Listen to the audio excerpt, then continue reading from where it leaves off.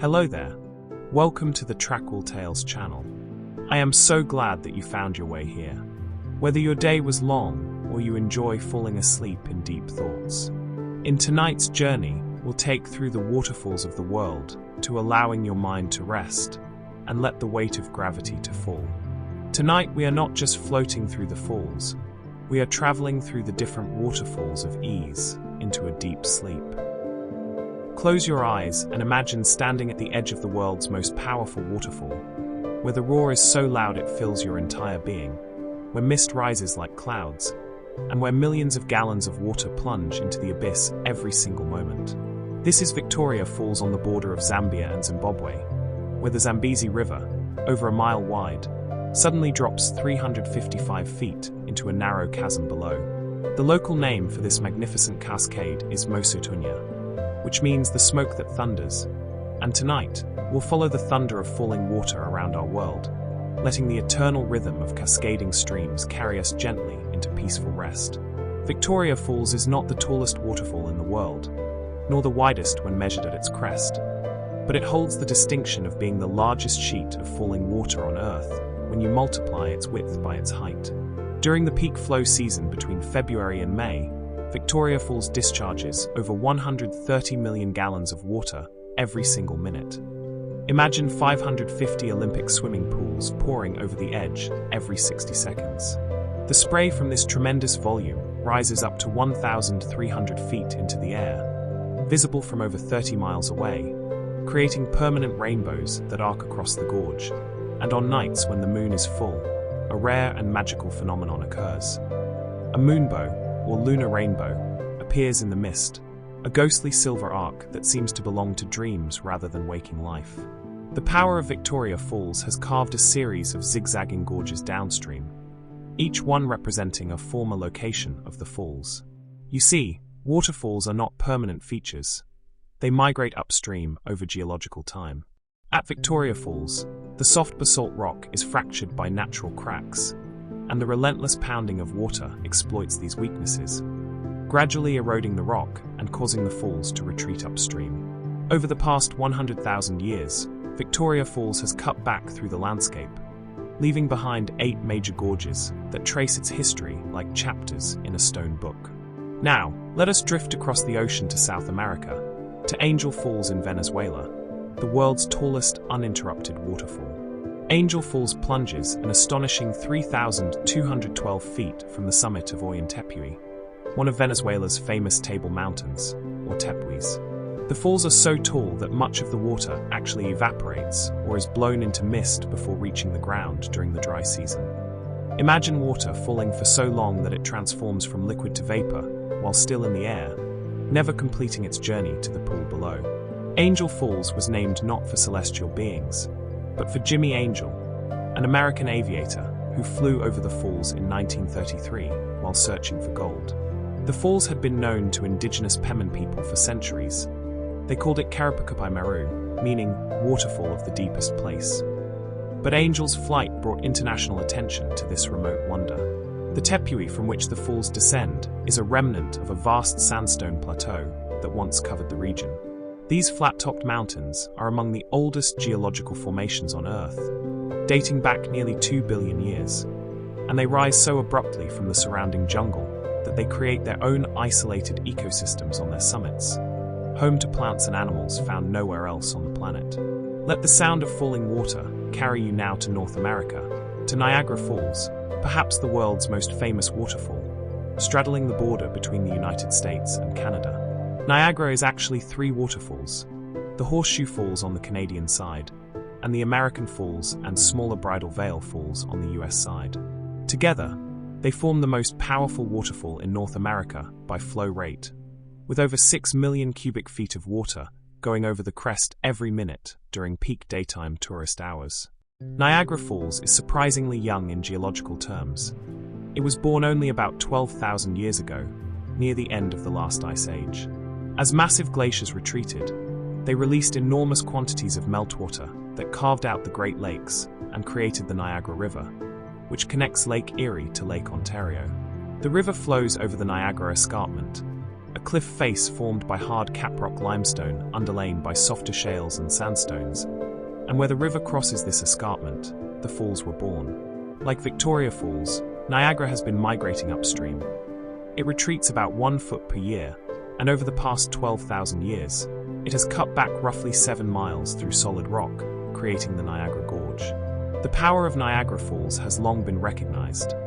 It was one of the first locations in the world to generate hydroelectric power on a large scale.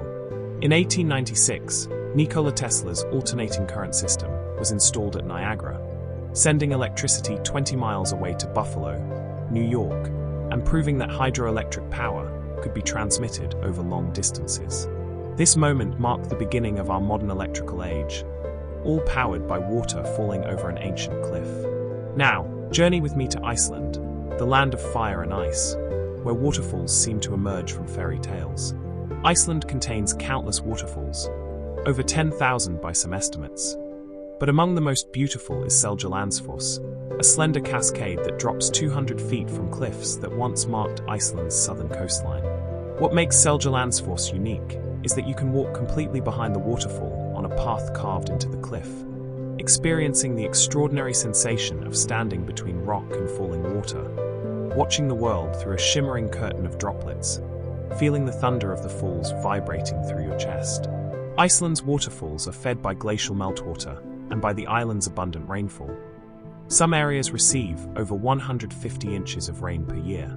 The waterfalls flow over young volcanic rock, for Iceland sits atop the mid-Atlantic ridge, where the North American and Eurasian tectonic plates are slowly pulling apart, creating new land through volcanic eruptions. Many of Iceland's waterfalls have a haunting, otherworldly quality, tumbling over black basalt columns formed as lava cooled and fractured into geometric shapes, creating scenes that seem more sculpture than geology. Let us travel now to southern Africa, to Tugela Falls in South Africa's Drakensberg Mountains, the world's second tallest waterfall at 3,110 feet. Tugela Falls is actually a series of 5 distinct free-leaping cascades that descend the sheer face of the amphitheater, a dramatic cliff wall that curves for 3 miles like a massive stone theater.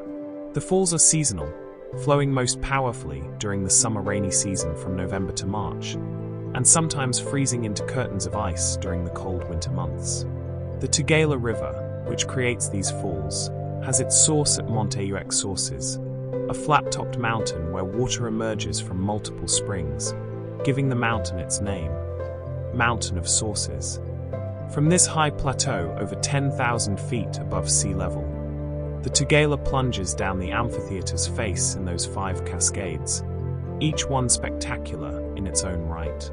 The base of the falls can be reached by a challenging hike through the Royal Natal National Park, where hikers walk through landscapes of rolling grasslands and dramatic cliffs, always accompanied by the distant thunder of falling water.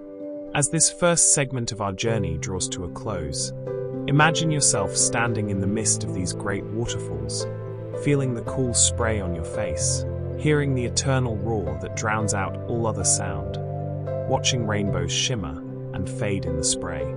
Waterfalls are places where the earth reveals its power and its beauty simultaneously, where water, patient, persistent water, shapes solid rock, where the force of gravity becomes visible poetry.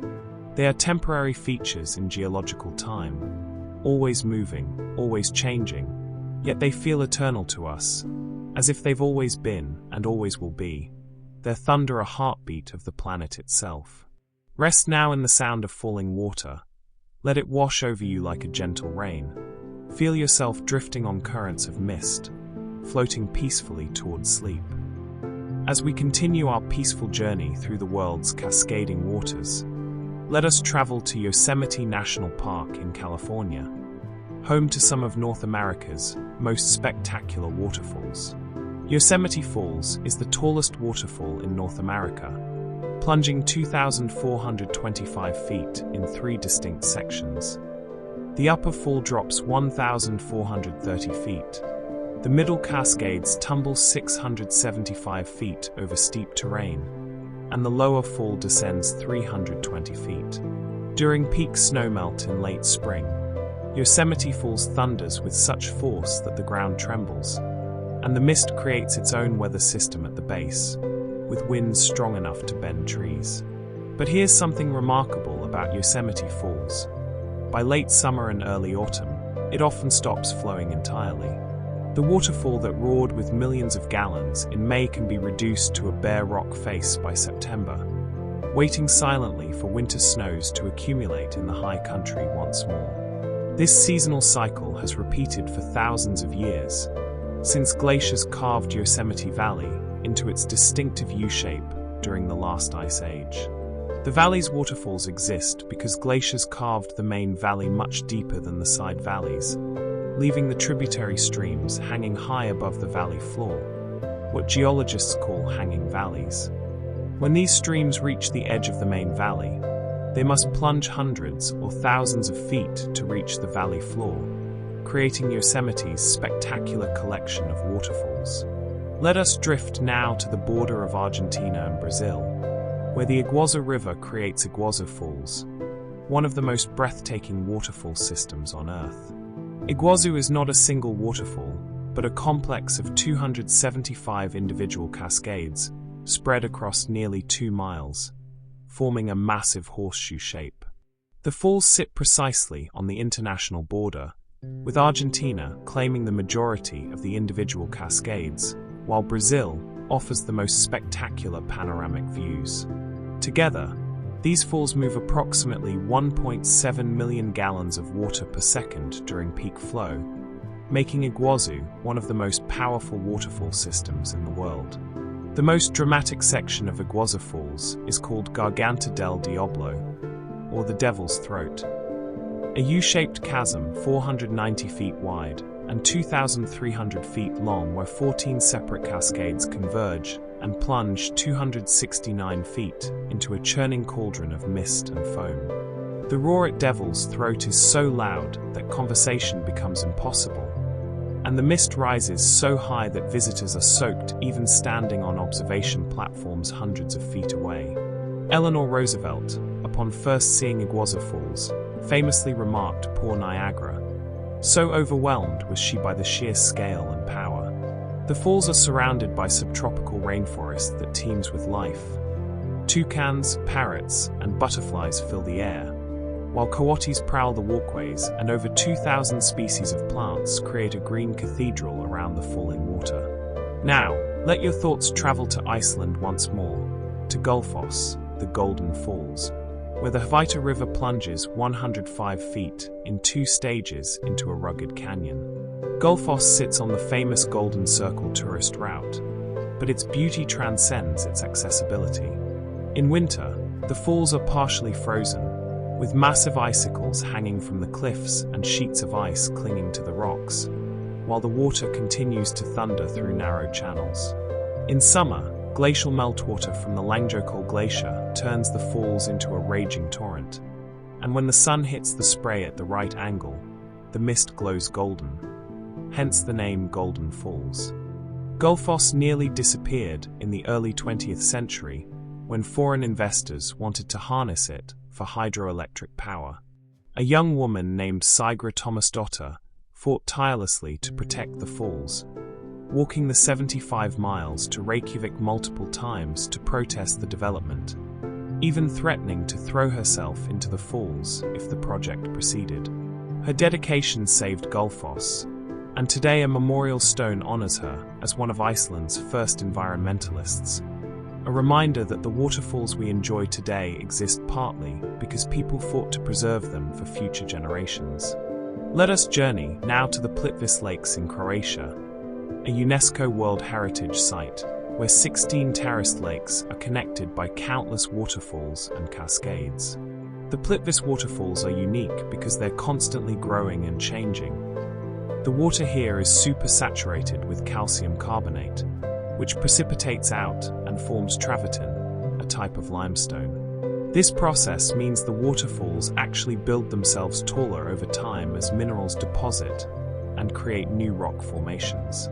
Moss, algae, and bacteria accelerate this process, and fallen logs become encased in travertine, creating natural dams that form new lakes and waterfalls. The largest waterfall in Plitvice is called Veliki Slap, or Big Waterfall, which drops 255 feet over a travertine cliff into a turquoise pool below. The water at Plitvice is extraordinarily clear and changes color depending on the minerals present, the angle of sunlight, and the organisms in the water, ranging from azure to green to gray. Wooden boardwalks wind through the park, allowing visitors to walk mere feet from cascading water, crossing over streams and passing beneath waterfalls, immersed in a landscape that feels primordial, as if you've stepped back in time to an era before humans, when water and stone and life worked together to create beauty for no audience but themselves. Now, float with me to Sutherland Falls in New Zealand, one of the tallest waterfalls in the world at 1,904 feet, located in the remote fjordland region of the South Island. Sutherland Falls plunges in 3 distinct leaps from Lake Quill, a small alpine lake perched high in the mountains. The falls were named after Donald Sutherland, a Scottish prospector and explorer who was the first European to discover them in 1880, though Maori had known of the falls for centuries, calling the area Te Wahipanomu, the place of greenstone. Reaching Sutherland Falls requires hiking the famous Milford Track, often called the finest walk in the world, a 33-mile journey through some of New Zealand's most spectacular wilderness. The falls flow through a landscape carved by glaciers, where mountains rise directly from sea level to over 9,000 feet, where ancient forests of southern beech trees cling to steep slopes, and where rainfall can exceed 300 inches per year, making this one of the wettest places on Earth. The constant rain ensures that Sutherland Falls flows year-round with impressive volume, and on rainy days, dozens of temporary waterfalls appear on surrounding cliffs, transforming the entire valley into a cascading wonderland. Let us visit now Havasu Falls in the Grand Canyon of Arizona, a waterfall that seems almost impossibly beautiful, with brilliant turquoise water plunging 100 feet over red rock cliffs into a series of travertine pools. The extraordinary blue-green color comes from high concentrations of calcium carbonate and magnesium in the water, the same minerals that have built the travertine formations. Havasu Falls sits on the Havasupai Indian Reservation, home to the Havasupai people, whose name literally means people of the blue-green waters. The Havasupai have lived in this remote side canyon of the Grand Canyon for over 800 years, making them one of the most isolated communities in the continental United States. The only way to reach Havasu Falls is by helicopter, horseback, or by hiking 10 miles from the nearest road, carrying all supplies on your back. This isolation has helped preserve both the falls and the traditional way of life of the Havasupai people. The waterfalls in this canyon, Havasu is just one of several, occasionally changed dramatically due to flash floods that reshape the travertine formations, meaning the falls you see today might look different from the falls someone saw a decade ago. A reminder that these features, though appearing permanent, are actually in constant flux. Finally, as this segment of our journey draws to a close, let us visit Jog Falls in India, created by the Sharavathi River as it plunges 830 feet over a cliff in Karnataka state. Jog Falls is India's second highest plunge waterfall, and during the monsoon season from July to September, it becomes a magnificent spectacle as the full force of monsoon rains swells the river to tremendous volume. The falls actually consist of 4 distinct cascades that drop side by side: Roger, Ronnie, Rover, and Rocket, each with its own character, together creating a wall of falling water that thunders into the pool below. The word jog comes from the Kannada word joga, meaning falls, and the waterfall has been celebrated in Indian literature and poetry for centuries. Before the construction of a dam upstream, Jog Falls flowed year-round with impressive power, but now the falls are most spectacular during and immediately after the monsoon, when dam operators release water. Still, Jog Falls remains one of India's most beloved natural wonders, a place where families come to picnic, where pilgrims come to bathe in pools considered sacred, where the eternal rhythm of falling water provides a soundtrack for contemplation and prayer. Let the sound of these cascades wash over you now, their thunder becoming softer, more distant, like a lullaby from the heart of the earth, carrying you gently deeper into peace, into rest, into the timeless realm where water falls forever and dreams begin.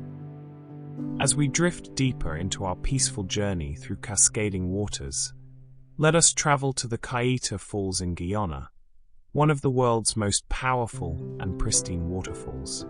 Caeta Falls plunges 741 feet in a single drop, nearly 5 times the height of Niagara Falls, where the Potaro River suddenly reaches the edge of a sandstone plateau and tumbles into the gorge below.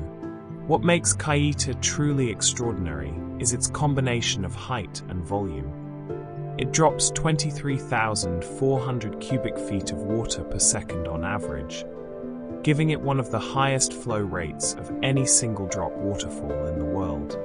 Caeta Falls sits in one of the most remote and untouched rainforest regions on Earth, accessible only by small aircraft or by a multi-day trek through dense jungle.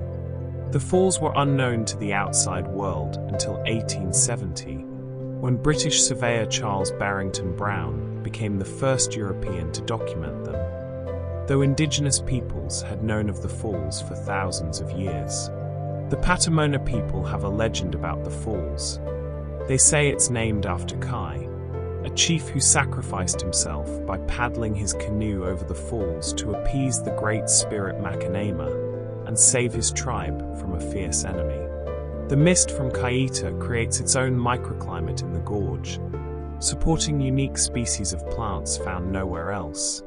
And the falls are home to the Guianan cock of the rock, a brilliant orange bird that nests in the spray zone, their chicks growing up with the thunder of falling water as their constant companion. Let us journey now to Bedtime Falls, which straddles the border between China and Vietnam, creating one of the largest transnational waterfalls in Asia. Bedtime Falls is actually a collection of 3 tiers cascading over 200 feet, spread across over 650 feet of width. The falls sit on the Kwai Sun River, which forms the natural border between the two nations, and the sound of falling water mingles with the sounds of 2 languages as farmers work rice paddies on both sides of the border, connected by this shared natural wonder. The landscape around Bedtime Falls resembles a classical Chinese painting. Cast limestone peaks rise dramatically from lush vegetation, morning mist clings to valleys, and bamboo groves sway in the breeze. The falls are most spectacular during the rainy season from June to November, when the river swells and the cascades become a thundering wall of white water. In the dry season, the falls separate into distinct streams, revealing the layered limestone over which they flow. Local legend says the falls were created when a fairy dropped her embroidery scissors, which fell to earth and cut the mountain, allowing water to pour through the gap. The area around Bedtime has been designated as a scenic reserve, protecting not just the falls, but the traditional ways of life of the Zhuang people, who have cultivated these borderlands for centuries. Now, let your thoughts drift to Skogafoss in southern Iceland, one of the country's largest and most photographed waterfalls, where the Skoga River plunges 200 feet over cliffs that once formed Iceland's coastline before the land rose and the sea retreated. Skogafoss is perfectly symmetrical, dropping over a sheer face in a single curtain of water that's 82 feet wide. The spray from Skogafoss creates constant rainbows on sunny days. Single rainbows, double rainbows, and even rare triple rainbows have been photographed here, arcing over the falls in brilliant bands of color.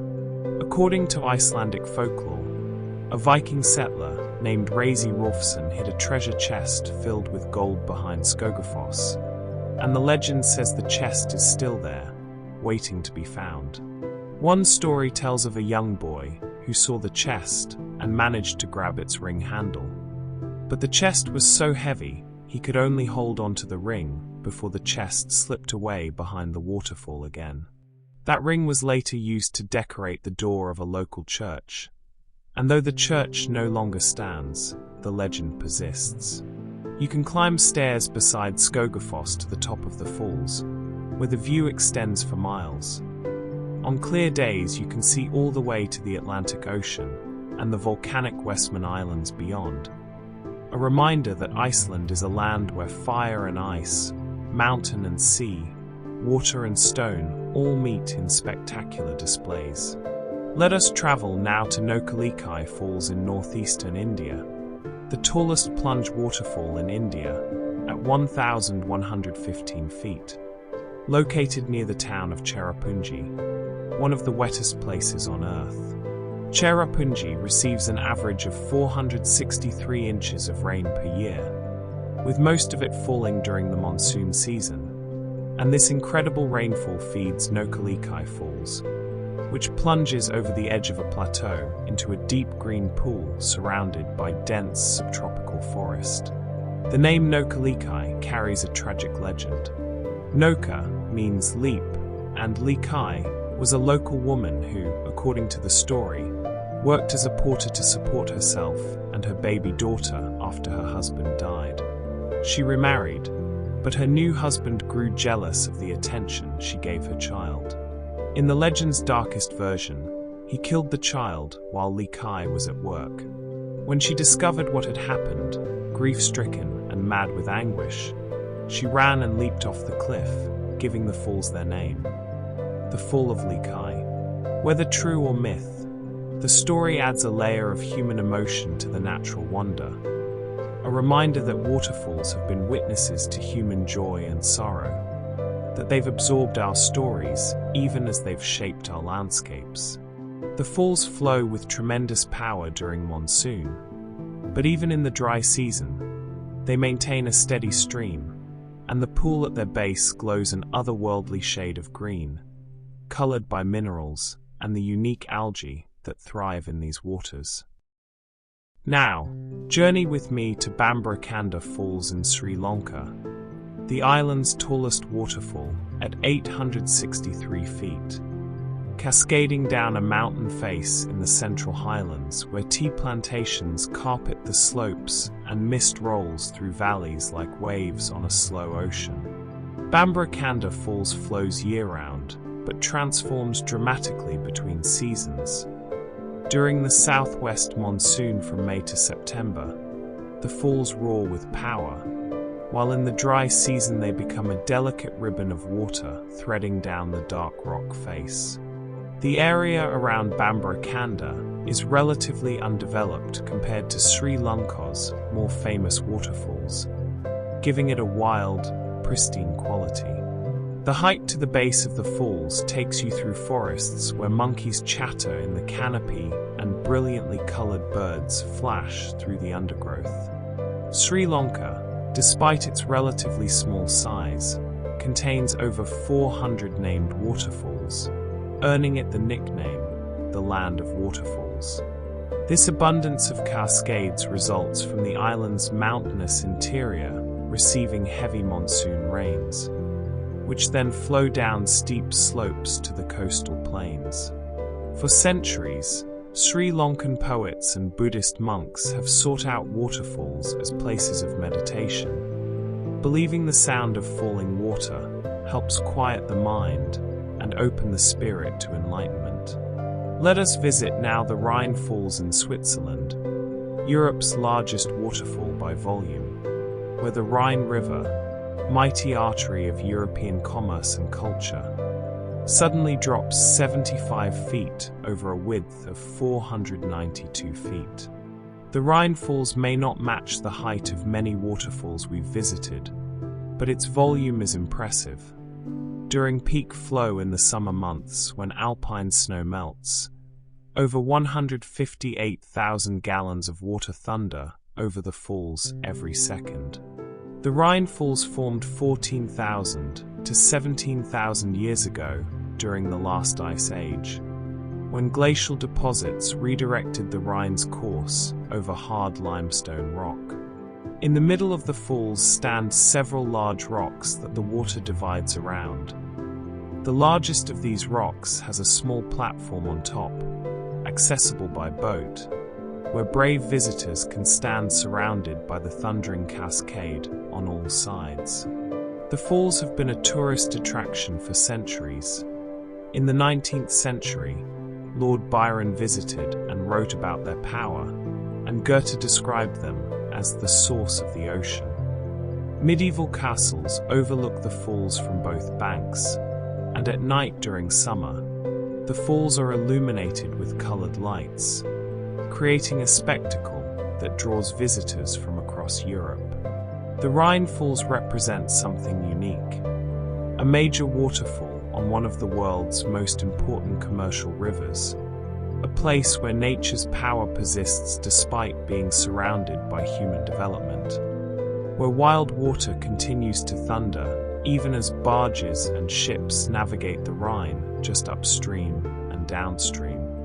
Finally, as this segment draws to its gentle close, let us visit Shoshone Falls in Idaho, known as the Niagara of the West, where the Snake River plunges 212 feet over a rim of ancient basalt lava. Shoshone Falls is actually 45 feet taller than Niagara Falls, and during spring runoff, when mountain snowmelt swells the Snake River, the falls display tremendous power, with 45,000 cubic feet of water per second roaring over the edge. The falls were created by the Bonneville flood approximately 14,500 years ago, when a natural ice dam holding back the massive prehistoric Lake Bonneville suddenly failed, releasing a catastrophic flood that scoured the landscape, carved canyons, and created the falls in a matter of days. The indigenous Shoshone people considered the falls sacred, and salmon would migrate up the Snake River to spawn, leaping up smaller waterfalls, but unable to pass Shoshone Falls, which marked the upstream limit of their journey. Today, dams on the Snake River divert much of the water for irrigation and hydroelectric power, and Shoshone Falls flows with its full natural power only during spring runoff. But even at reduced flow, it remains a spectacular sight, a reminder of the West's volcanic past, of floods that reshaped the Earth, of the eternal tension between preserving nature's beauty and harnessing its power for human use. Rest now in the mist of these falls. Let their spray cool your thoughts.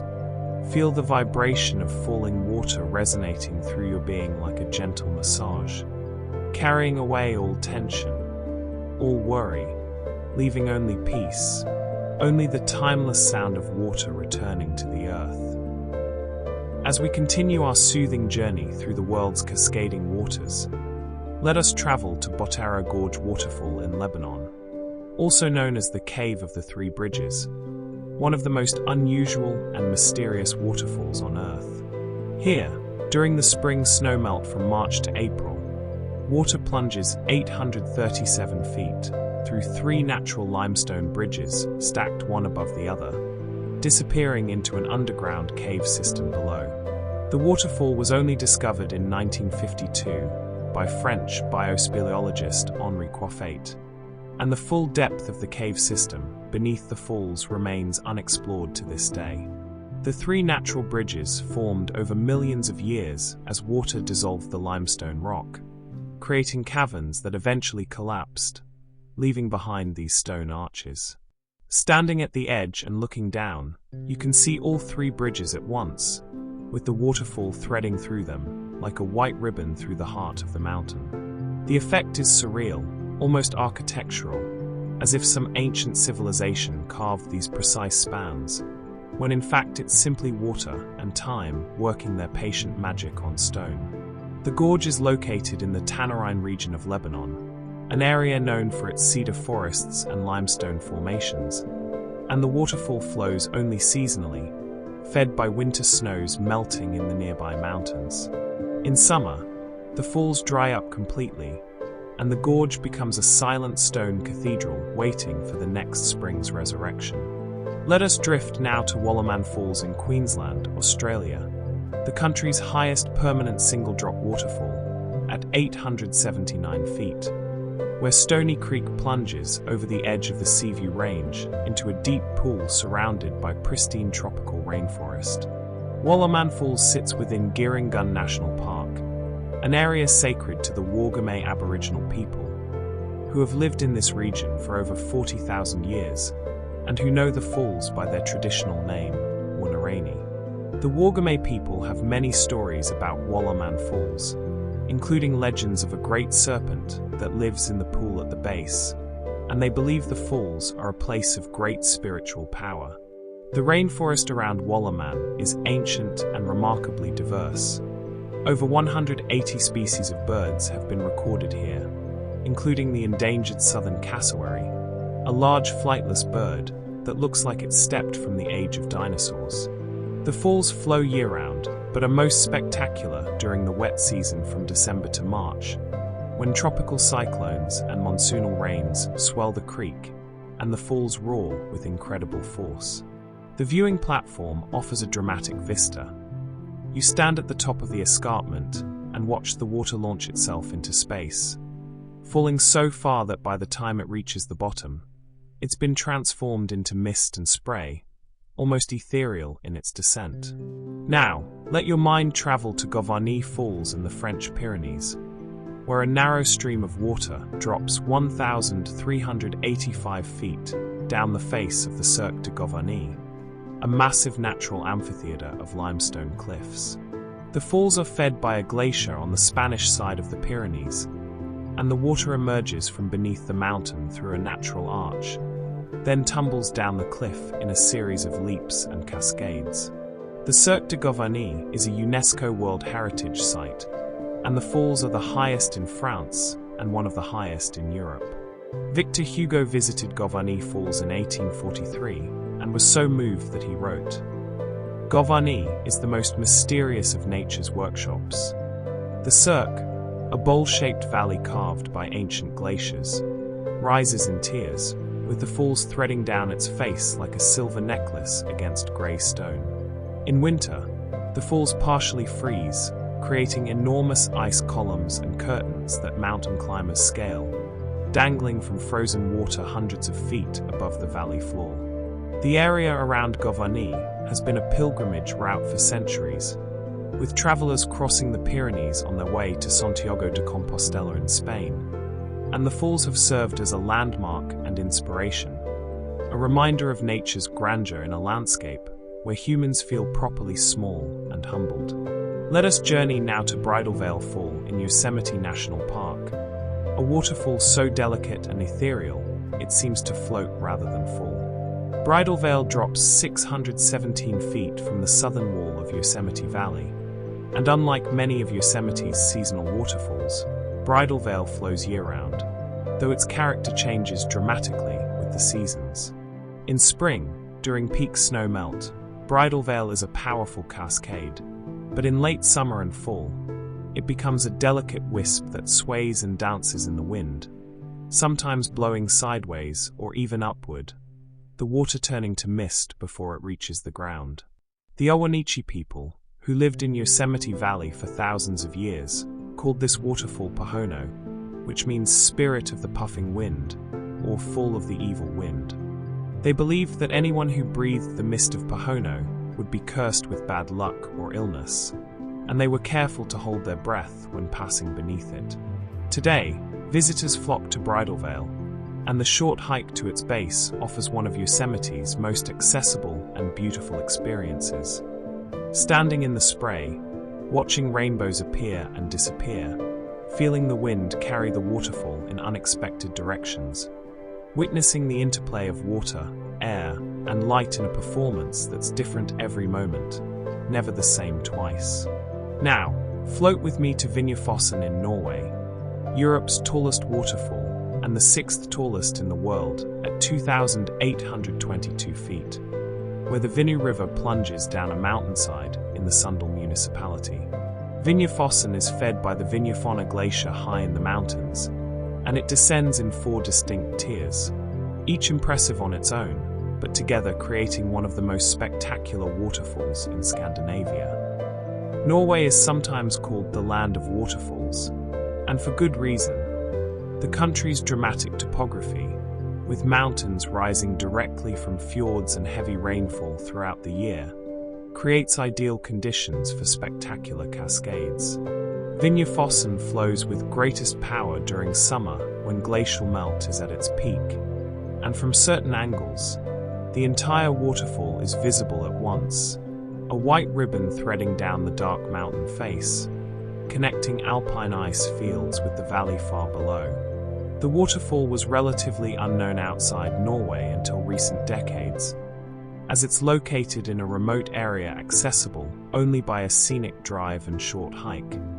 But those who make the journey are rewarded with one of Earth's most pristine and powerful natural displays, where waterfalls for so long it seems to defy physics, where the distance is so great you can watch the wind catch the water and blow it sideways across the cliff face.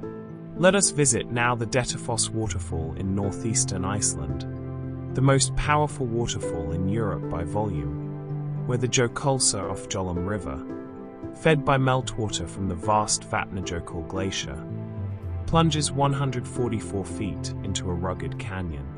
Dettifoss is 330 feet wide and moves an average of 57,000 gallons of water per second, though during glacial floods this can increase to over 530,000 gallons per second.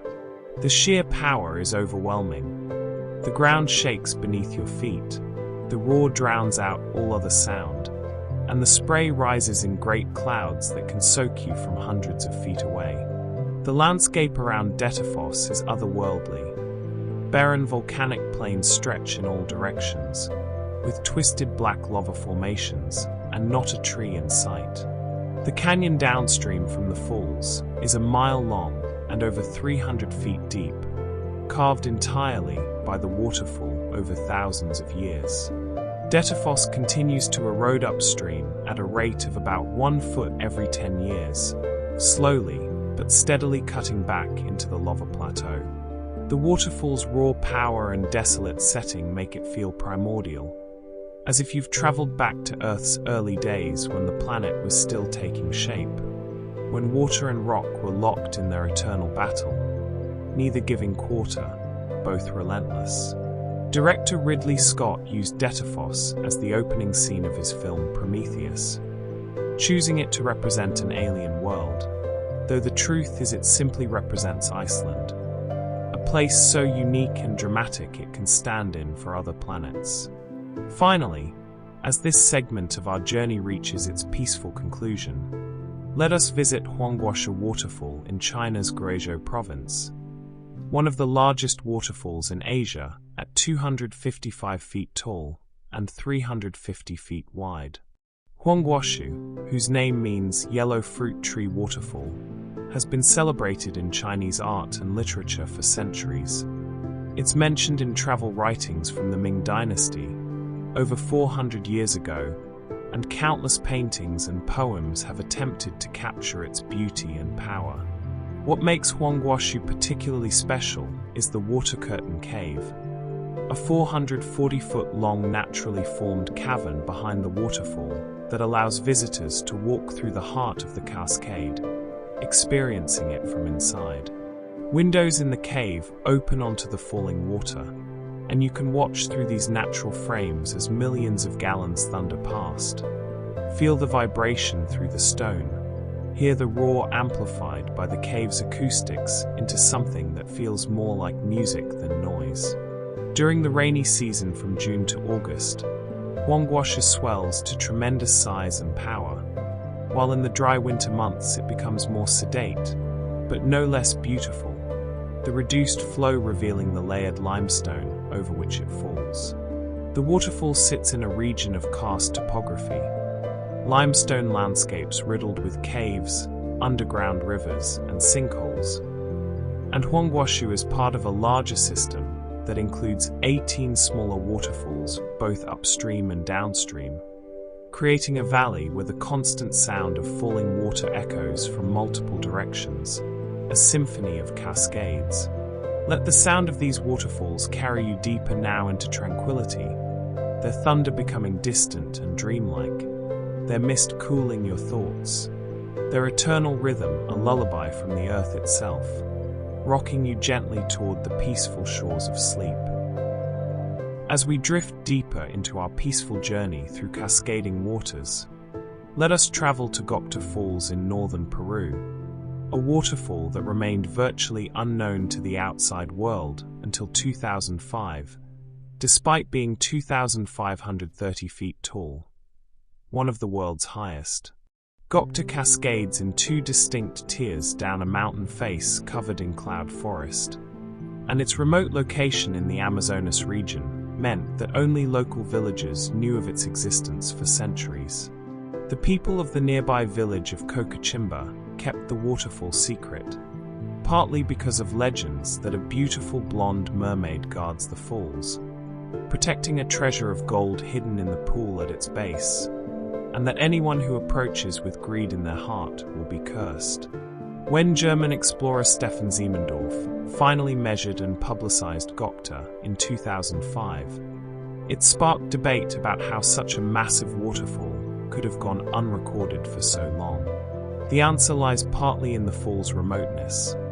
Reaching Gocta requires a challenging hike through dense cloud forest where orchids cling to trees and the endemic marvelous spatule-tail hummingbird, one of the rarest birds on Earth, hovers among the flowers. The waterfall is fed by streams from the high Andes that collect in the cloud forest, an ecosystem that exists where warm air from the Amazon meets cool mountain air, creating almost constant mist and clouds.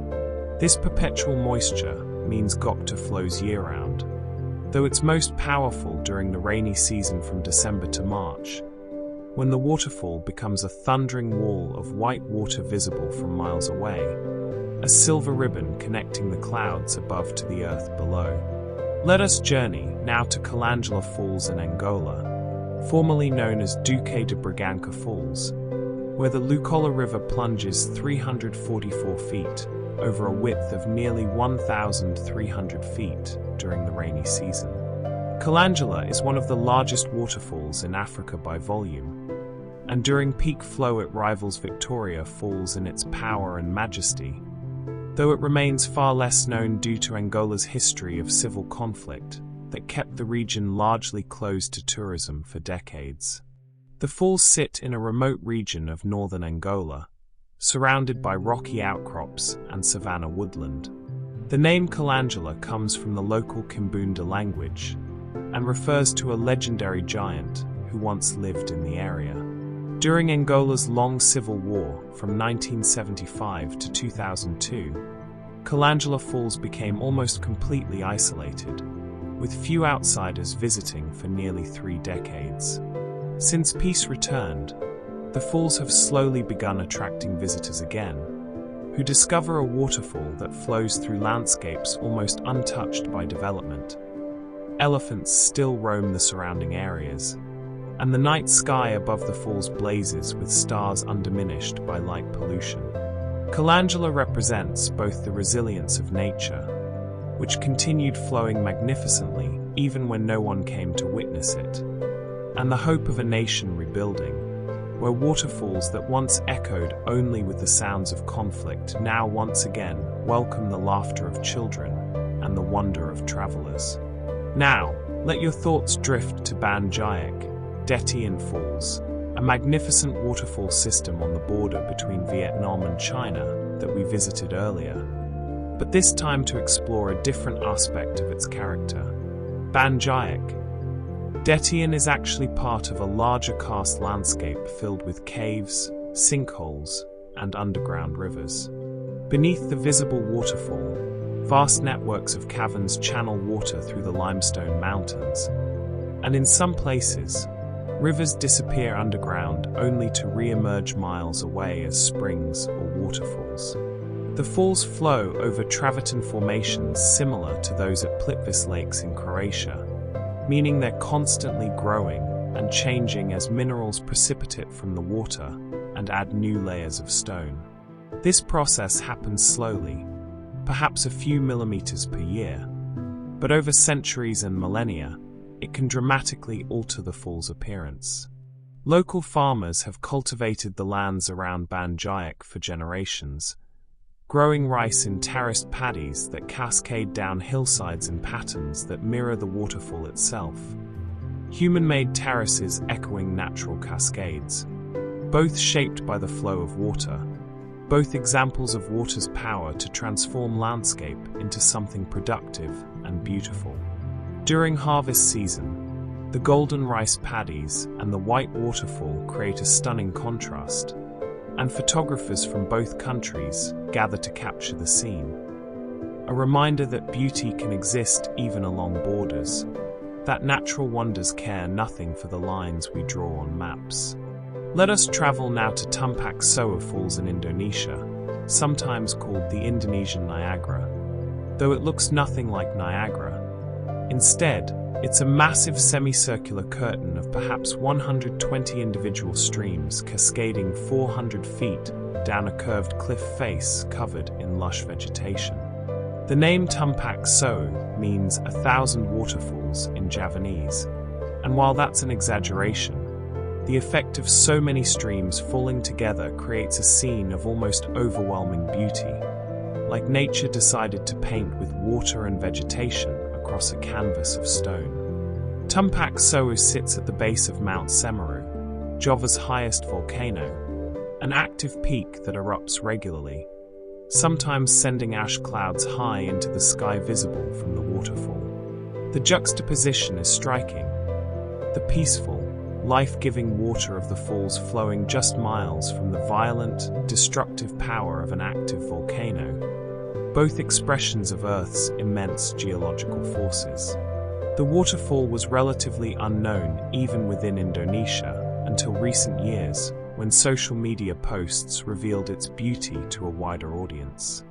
Now, adventurous travelers make the challenging hike down into the gorge to stand at the base of the falls, wading through pools and scrambling over rocks, getting soaked by the spray from dozens of cascades, surrounded by walls of water and green vegetation, immersed in a scene that feels more like fantasy than reality. Now, journey with me to Multnomah Falls in Oregon, the tallest waterfall in the Columbia River Gorge at 620 feet, where Multnomah Creek plunges in two major steps separated by a gradual cascade. What makes Multnomah particularly striking is the elegant Benson Bridge that spans the lower falls, a stone and concrete arch built in 1914 that allows visitors to stand directly between the two tiers, with water falling above and below, creating a unique perspective found at few other waterfalls in the world. Multnomah Falls flows year-round, fed by underground springs on Larch Mountain, and maintains a relatively consistent flow regardless of season, though it's most dramatic during winter and spring when rain and snowmelt increase its volume. The falls are sacred to the Multnomah people, a Native American tribe for whom the waterfall is named, and they tell a story of a young princess who threw herself from the cliff as a sacrifice to the Great Spirit to save her people from a terrible sickness. And her sacrifice was honored when the Great Spirit created the waterfall. The Columbia River Gorge contains over 90 waterfalls within a relatively small area, the result of massive Ice Age floods, called the Missoula Floods, that carved the gorge approximately 15,000 years ago. These catastrophic floods, released when ice dams broke and released glacial Lake Missoula, were among the largest floods ever known on Earth, moving water at a rate 10 times the flow of all current rivers on the planet combined, and they created the stepped basalt cliffs over which waterfalls like Multnomah now cascade. Let us now visit the Pongau Falls in Vietnam, sometimes called the De Lat Waterfall, after the nearby highland resort city. Pongau Falls is unusual in that it flows over 7 tiers in a semicircular shape that spans over 300 feet wide and drops about 130 feet. During the dry season, the falls separate into many individual streams that create a delicate lace-like pattern. But during the rainy season from May to October, the falls merge into a powerful wall of water that thunders into the pool below. The landscape around Pongao is characterized by red volcanic soil and coffee plantations. This region is one of Vietnam's major coffee-growing areas, and the highlands receive cooler temperatures and abundant rainfall that both coffee plants and waterfalls require. Pongao has become a popular spot for wedding photography, with Vietnamese couples posing in formal attire against the dramatic backdrop of cascading water. And during Tet, the Vietnamese New Year, families picnic near the falls, celebrating the coming year with the sound of falling water as their soundtrack. The falls are surrounded by forest where wild elephants once roamed, and locals say that on quiet mornings, you can still hear their calls echoing through the valleys. Though sightings are now rare, the elephants having retreated deeper into remaining wilderness areas. Finally, as this segment of our journey comes to its gentle close, let us visit Svartafoss in Iceland, the Black Falls. A waterfall unique not for its height. It drops only 65 feet, but for the spectacular natural architecture that frames it. Svartafoss is surrounded by dark basalt columns that look like organ pipes, or perhaps the pillars of some vast cathedral built by giants. These hexagonal columns formed when a lava flow cooled slowly and contracted, fracturing into geometric shapes with such mathematical precision they seem artificial. Yet they're entirely natural, the result of physics acting on cooling rock. The columns have inspired Icelandic architecture. The design of Reykjavik's famous Hallgrímskirkja church was influenced by the basalt columns at Svartafoss, bringing the forms of nature into human construction. The waterfall's name comes from the black basalt, and the contrast of white water against dark stone creates a stark, dramatic beauty.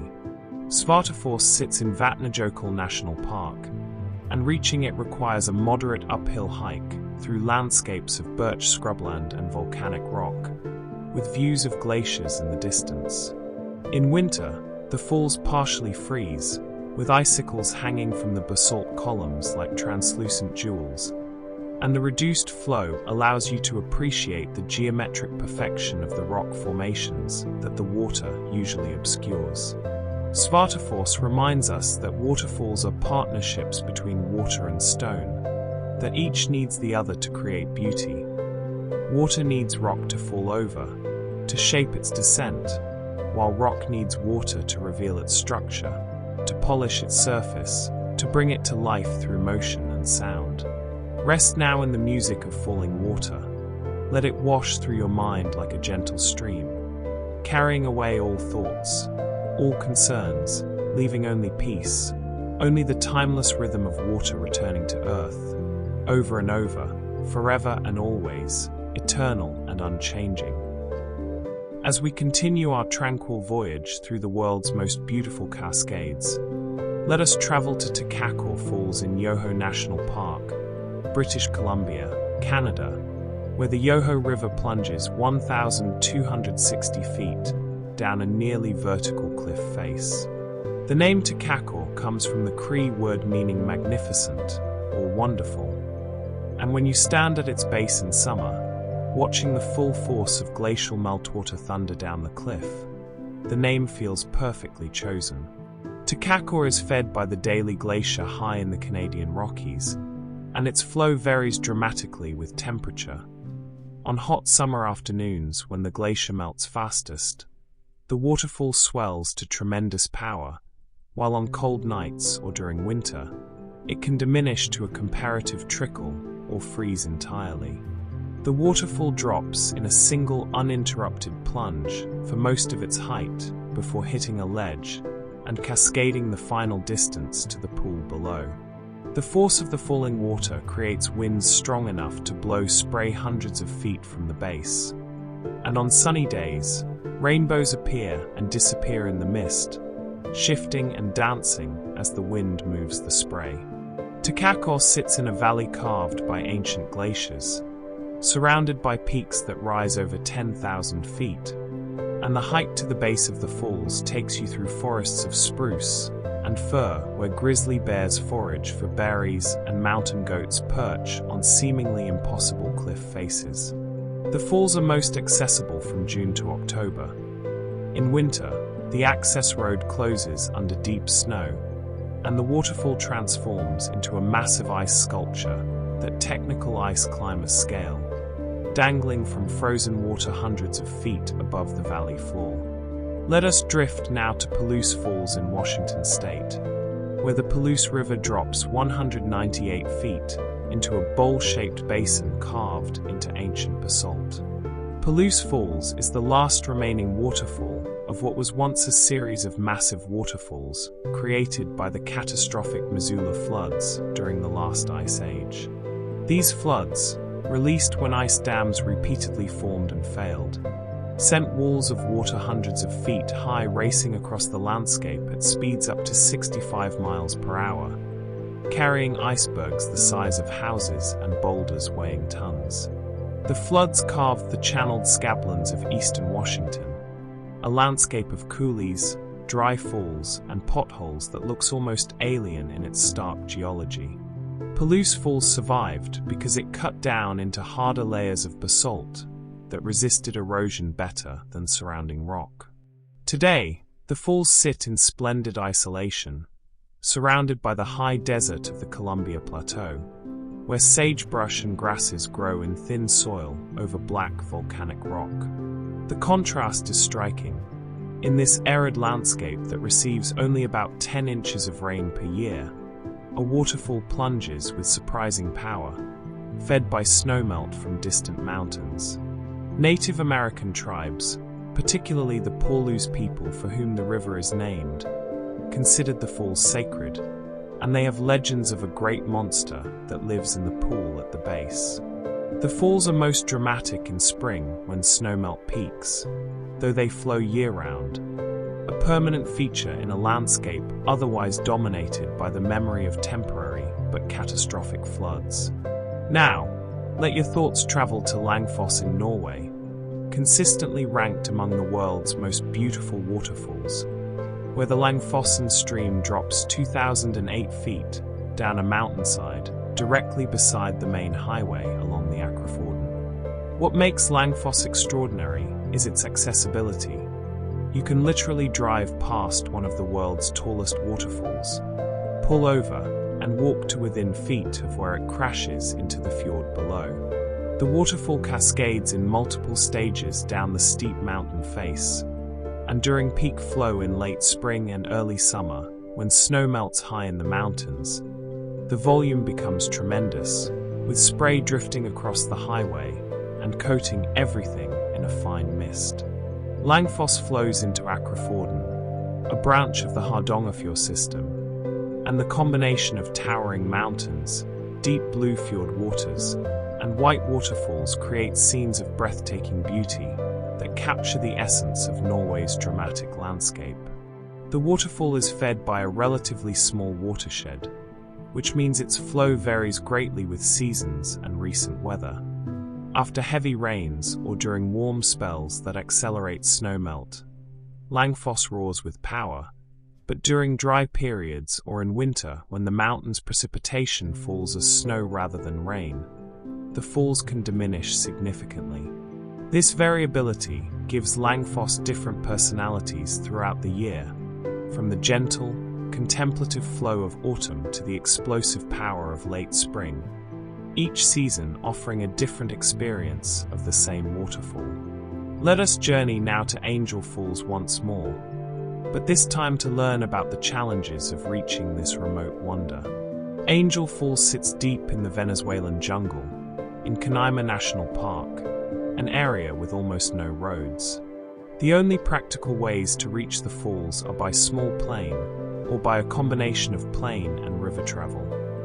Visitors fly to Canaima village, then take motorized canoes up rivers for several hours, navigating rapids and shallow sections, before hiking through rainforest to viewpoints of the falls. The journey itself becomes part of the experience. The flight over the Grand Sabana reveals an ancient landscape of tepees rising from the jungle-like islands in a green sea, their flat tops shrouded in clouds. The river journey takes you through territory where jaguars hunt along the banks and harpy eagles nest in massive trees.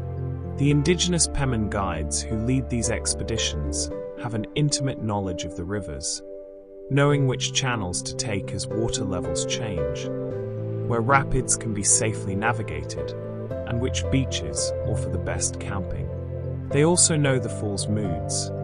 During the rainy season, Angel Falls thunders with impressive volume, but during the dry season from December to March, the falls can slow to a trickle or even stop flowing entirely for periods, leaving the immense cliff face bare and emphasizing just how dependent these cascades are on the rhythms of rain and season. This remoteness and inaccessibility have protected Angel Falls and its surrounding ecosystem, keeping it largely as it was when Jimmy Angel first flew over nearly a century ago. Now, float with me to Kempty Falls in northern India.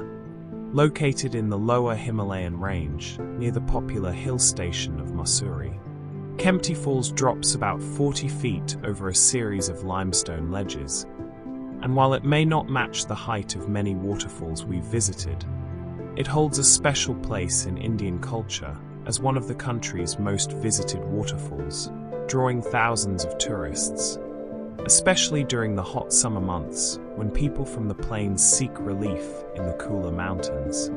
The name Kempty is thought to be a corrupted form of Camp Tea, as during British colonial rule, a British officer named John Meckinton developed the area around the falls as a spot where tea parties could be held.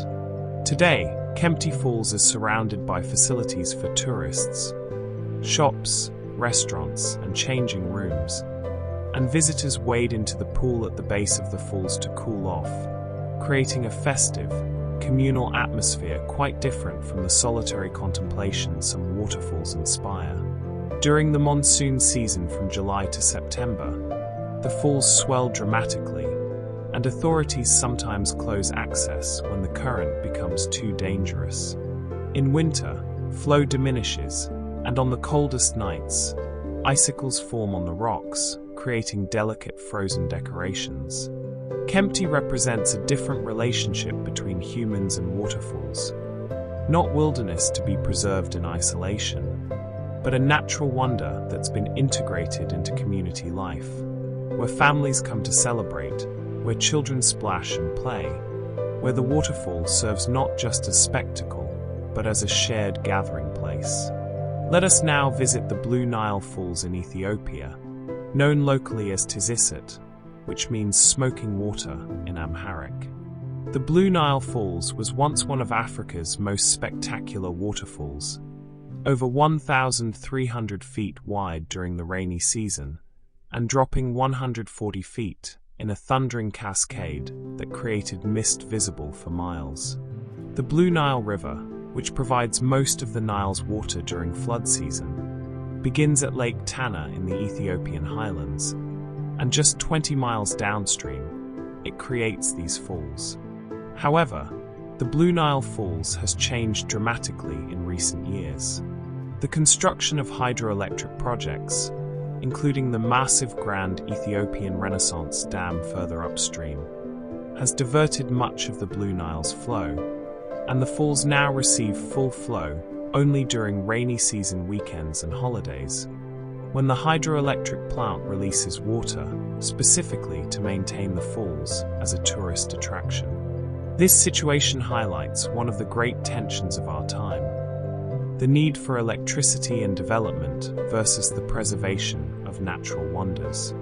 The falls remain beautiful even at reduced flow, and they still hold deep cultural significance for Ethiopians, but they're no longer quite the wild, untamed cascade they once were. Local communities have mixed feelings.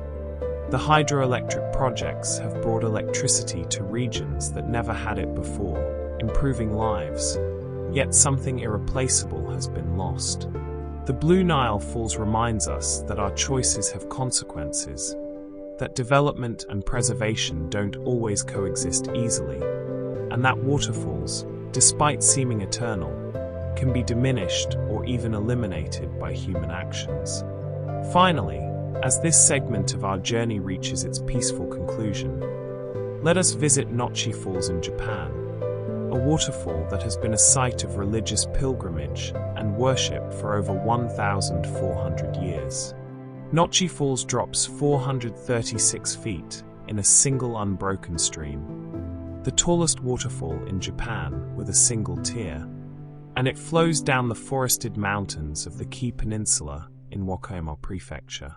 The waterfall is considered sacred in the Shinto religion, venerated as a kami, a divine spirit, and the Kumono Nochi Taisha shrine sits nearby, with a famous view where the waterfall is framed by a brilliant orange pagoda in the foreground.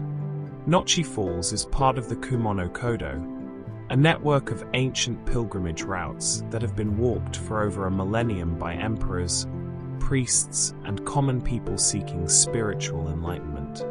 The area receives over 100 inches of rain per year, which ensures the falls flow year-round with impressive consistency, and the surrounding forest of massive cedar trees, some over 800 years old, creates an atmosphere of deep serenity and timelessness. Pilgrims traditionally purify themselves in the waterfall's spray before approaching the shrine, and some hardy souls undergo the practice of Tekijio, standing meditation under the waterfall, believing that the shock of cold water and the pounding force help strip away ego and worldly concerns, leaving the mind clear and open to spiritual insight.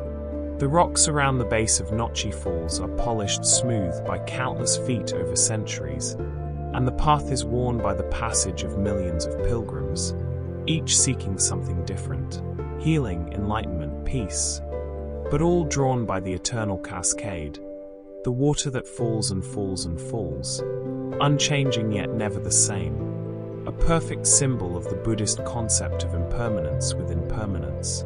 Let these waters carry you now deeper into stillness, their sound becoming soft as breath, their rhythm becoming slow as a heartbeat at rest. Feel yourself dissolving into mist, becoming light as spray, floating on air, drifting peacefully toward the distant ocean of sleep. As we drift ever deeper into our peaceful journey through cascading waters, let us travel to Burney Falls in Northern California, a waterfall that Theodore Roosevelt called the eighth wonder of the world.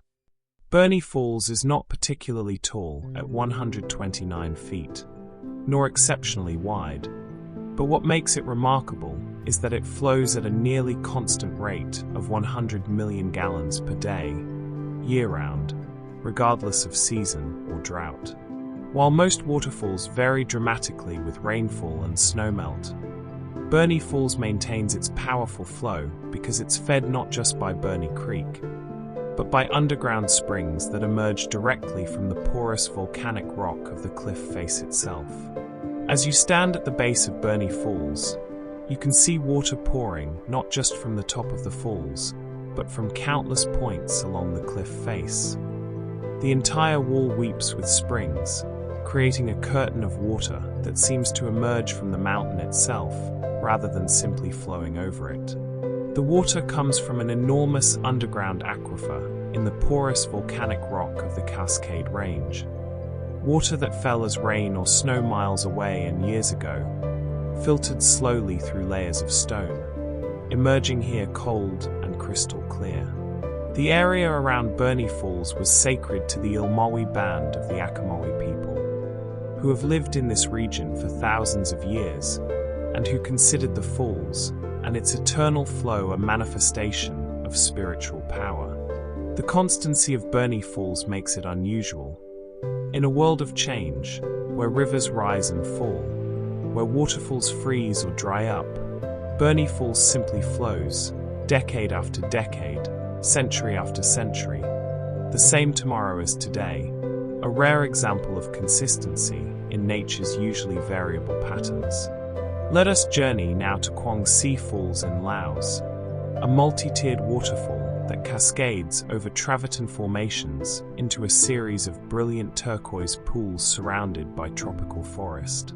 Guangxi Falls drops about 200 feet in total, but rather than one dramatic plunge, it flows in dozens of cascades over naturally formed terraces and pools, each pool slightly elevated above the next, creating a staircase of blue-green water that visitors can wade through, climbing from pool to pool like ascending through an aquatic garden. The extraordinary color of the water comes from high concentrations of dissolved minerals, particularly calcium carbonate, which scatters light in ways that create that distinctive turquoise hue. The same minerals that color the water also build the travertine, the soft limestone formations that create the pools and terraces. These formations grow slowly as minerals precipitate from the water, and they're surprisingly delicate. The pools at Guangxi are large enough and deep enough for swimming, and on hot Laotian days, both locals and visitors gather to swim in the cool water beneath small cascades. The water so clear you can see every pebble on the bottom, even in pools 15 feet deep. Above the main falls, trails lead through forest where rescued moon bears live in a sanctuary. And at the very top, the main waterfall plunges dramatically over a cliff. Less accessible, but even more beautiful. A powerful cascade that contrasts with the gentle terraced pools below. Guangxi Falls represents a softer side of waterfalls, not the thundering power of Niagara or Victoria Falls, but a gentler beauty, water that invites you in rather than demanding you stand in awe at a distance. Now, let your thoughts travel to Reichenbach Falls in Switzerland, a waterfall made famous by Sir Arthur Conan Doyle, who chose it as the site of the climactic confrontation between Sherlock Holmes and his nemesis Professor Moriarty in The Final Problem.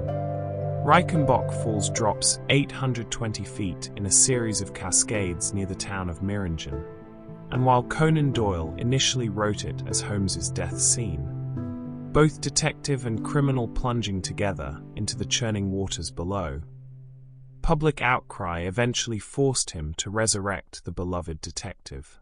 Today, visitors can ride a funicular railway partway up the mountain to view the falls from a platform that offers spectacular views of the cascade and the valley below.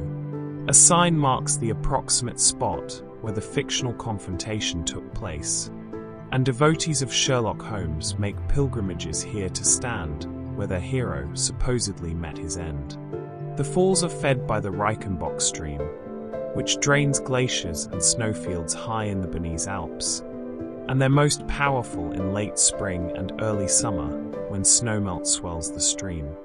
The waterfall plunges through a narrow gorge, and the confined space amplifies the roar of falling water and concentrates the spray, creating an atmosphere of dramatic power that Conan Doyle captured perfectly in his description of the gleam of the breaking water and the roar of the waters. Reichenbach Falls reminds us that waterfalls exist not just in physical geography, but in cultural geography too. This waterfall means something beyond its geology, because of the story attached to it, because a writer chose it as his setting, because readers invested it with meaning. Let us now float to Thornton Force in Yorkshire, England, a waterfall that may be only 46 feet tall, but that reveals some of the most extraordinary geology of any waterfall on Earth. Thornton Force flows over an unconformity, a gap in the geological record where younger rocks sit directly on much older rocks. The top layer of Thornton Force is limestone about 330 million years old, but halfway down the waterfall, there's a visible line where this limestone sits on dark slate that's 420 million years old. Between these two layers, 90 million years of Earth history is simply missing, eroded away or never deposited, a gap representing more time than has passed since dinosaurs went extinct. Geologists travel from around the world to study Thornton Force because the unconformity is so clearly visible. You can literally place one hand on rock from one geological period and your other hand on rock from another period 90 million years earlier, with nothing in between. The waterfall is part of the Ingleton Waterfalls Trail, a circular walk that passes several beautiful cascades, but Thornton Falls is the highlight, both for its beauty. The water fans out as it falls, creating a curtain that catches the light, and for the profound geological story it tells. Standing before Thornton Falls, you're looking at deep time made visible, at the incomprehensible spans of years during which continents drifted, mountains rose and eroded, oceans advanced and retreated, all recorded in layers of stone that water now polishes and reveals. Now, journey with me to Venta Rapid in Latvia, Europe's widest waterfall. Though at only 6.5 feet tall, it barely qualifies as a waterfall by some definitions. It's more of a rapids or a cascade. But what Venta Rapid lacks in height, it makes up for in width. The Venta River spreads across 330 feet as it tumbles over a limestone ledge. Venta Rapid is famous for a unique tradition.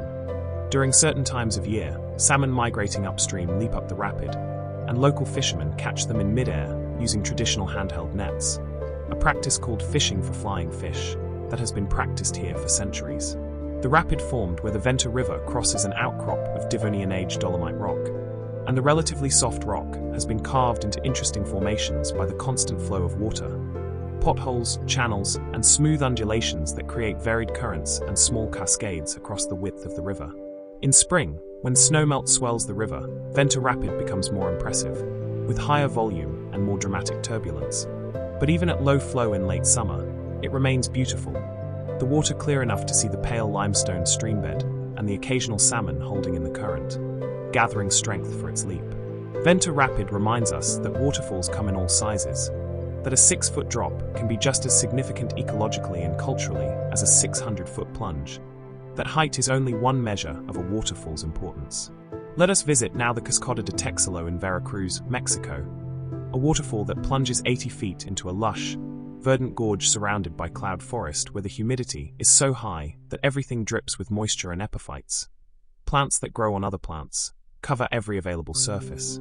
Texelo Falls was featured in the 1984 film, Romancing the Stone, standing in for a fictional South American waterfall, and its exotic beauty perfectly suited the movie's adventure story. The waterfall is fed by the Texelo River, which drains the highlands of Veracruz, and it sits in a region of volcanic mountains where coffee plantations cover the slopes, and the local economy depends on the fog and rain that roll in from the Gulf of Mexico. The area around Texelo Falls is a maze of trails, bridges, and smaller cascades, and the main waterfall can be viewed from above or reached by a steep trail that descends into the gorge. The pool at the base is deep enough for swimming, though the water is cool even in Mexico's heat, fed by mountain streams. The gorge walls are covered in ferns, bromeliads, and other tropical vegetation, and toucans and parrots call from the canopy above. Texelo Falls represents the waterfalls of tropical regions, surrounded by overwhelming biodiversity, where the sound of falling water mingles with the calls of countless birds and insects, where moisture and warmth combine to create ecosystems of incredible richness and complexity. Finally, as this segment of our journey draws toward its peaceful close, let us visit Krimml Waterfalls in Austria, the highest waterfall in Austria and the 5th highest in the world at 1,247 feet, where the Krimmler Ake stream descends the Hohe-Tauern mountain range in 3 major stages. The waterfall is fed by the Krimmler Kies Glacier, and its flow varies with temperature. On hot summer afternoons when the glacier melts rapidly, the waterfall swells to tremendous volume, while at night or during cold spells, it diminishes noticeably. A well-maintained trail with multiple viewing platforms follows the waterfall's entire descent, allowing visitors to experience each of the 3 stages. The upper falls dropping 459 feet, the middle falls 328 feet, and the lower falls 459 feet, each with its own character and beauty. The spray from Krimml Falls creates its own microclimate, and studies have shown that the aerosols generated by the waterfall contain negative ions and are particularly free of allergens and pollutants. Some doctors actually prescribe visits to Krimml Falls for patients with respiratory conditions, and people travel specifically to breathe the spray-laden air, believing it has healing properties. Whether this is scientifically valid or partially placebo, there's no doubt that standing in the mist of Krimml Falls, surrounded by alpine peaks and forests, breathing air that seems to sparkle with moisture, creates a sense of well-being and vitality. The Criminal Falls remind us that waterfalls affect us in ways beyond the visual. The sound of falling water masks other noise and creates a sense of privacy and peace. The negative ions may influence our mood. The beauty inspires awe, and the sheer persistence of the flow offers a kind of reassurance. A reminder that some forces in nature continue regardless of human affairs. That water continues falling whether we watch or not. That these patterns established millions of years ago will persist. Long after we're gone. Rest now in the eternal rhythm of falling water. Let it slow your thoughts, ease your breathing, soften every muscle. Feel yourself becoming part of the cascade. Part of the endless cycle of water rising as vapor, falling as rain, flowing to the sea, rising again, eternal and perfect, without beginning or end. As we continue our tranquil journey through the world's most beautiful cascades, let us travel to the Marmor Falls in central Italy, a waterfall with a unique distinction. It is almost entirely man-made, created by ancient Romans over 2,000 years ago. The Marmor Falls drops 541 feet in 3 sections, making it one of the tallest man-made waterfalls in the world. In 271 BCE, the Roman consul Manius Curius Dentatus ordered the construction of a canal to drain the marshes of the Rieti Valley, which were causing malaria and making the land unusable. The canal diverted the Velino River to flow over the edge of a cliff, creating the spectacular cascade we see today. For over 2 millennia, the Marmor Falls has flowed, though its flow is now controlled by a hydroelectric plant that schedules releases. The falls flow at full power only during specific hours, announced in advance so tourists can witness the spectacle. When the gates open and water is released, the transformation is dramatic. What moments before was a bare or barely wet cliff face suddenly erupts with thundering white water, creating instant rainbows and sending spray hundreds of feet into the air.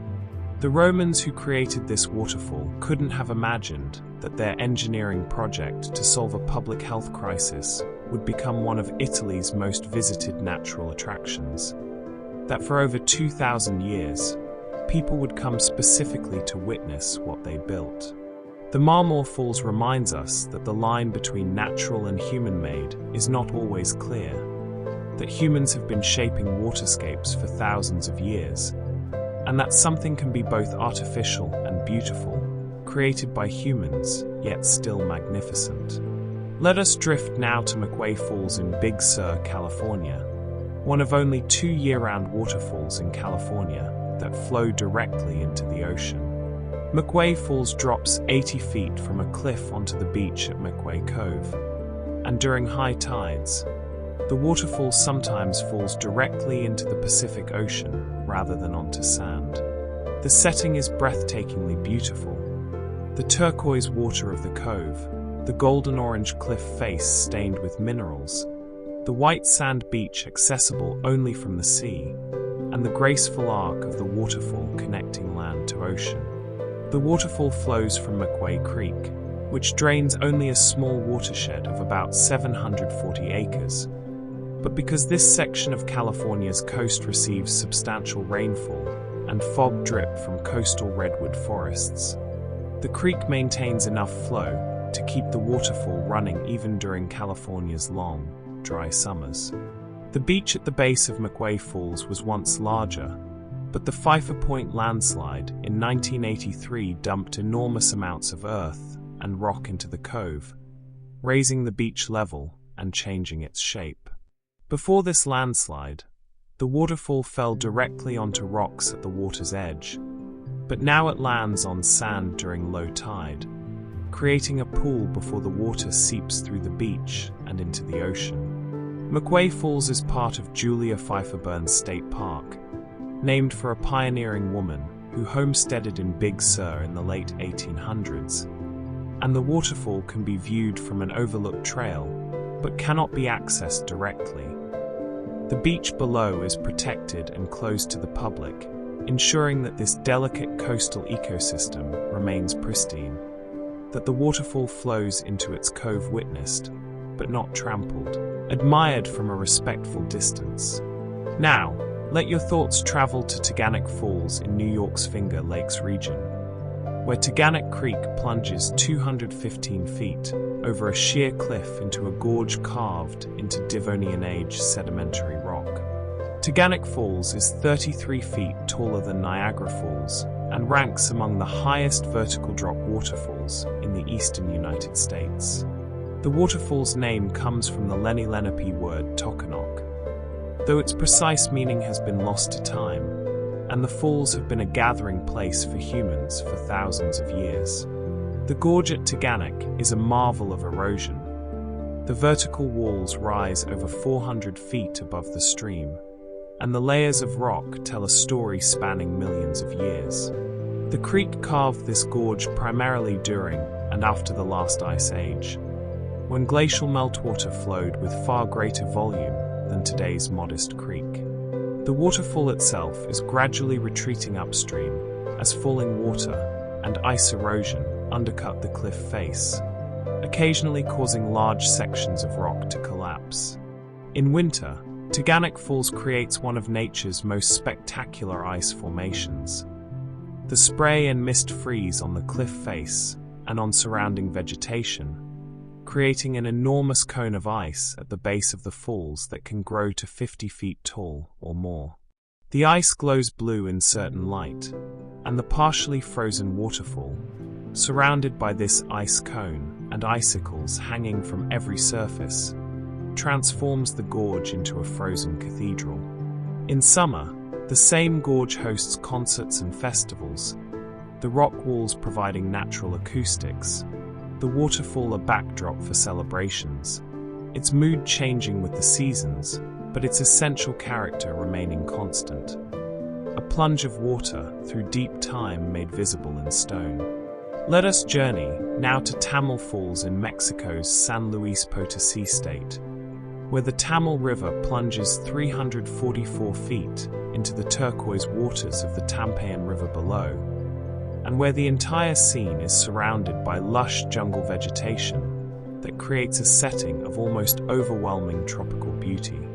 Tamil Falls is located in a remote region known as La Huasteca Potosina, an area of incredible natural beauty that remained relatively unknown even within Mexico until recent decades. The falls flow year-round, fed by the Tamil River, which drains a forested watershed where rainfall is abundant. The water at the base of Tamil Falls and in the Tampayan River has a distinctive blue-green color caused by dissolved minerals, and the clarity is extraordinary.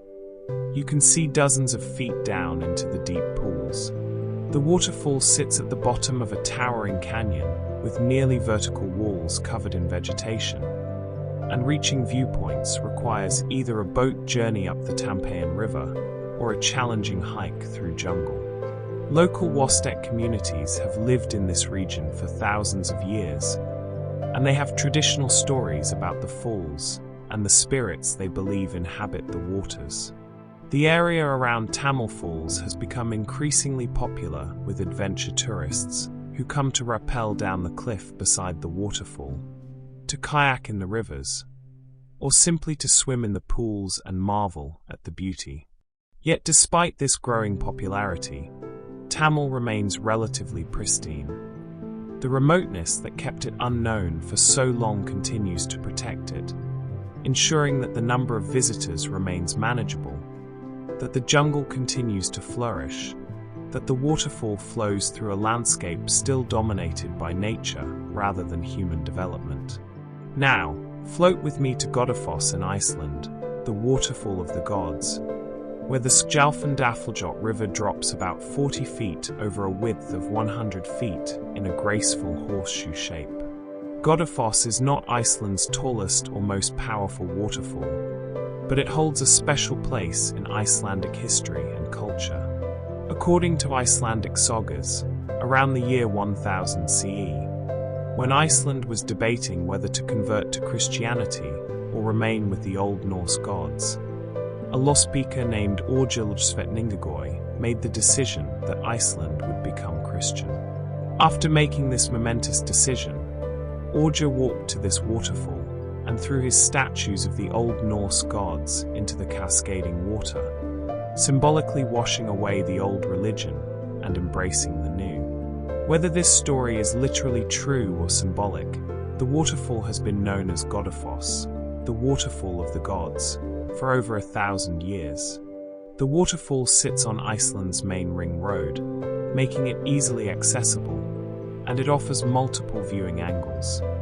You can stand on either side of the river, walk to the edge where water begins its plunge, or view it from downstream where the spray creates rainbows on sunny days. In winter, ice forms along the edges, creating sculptural formations that frame the still-flowing center of the falls.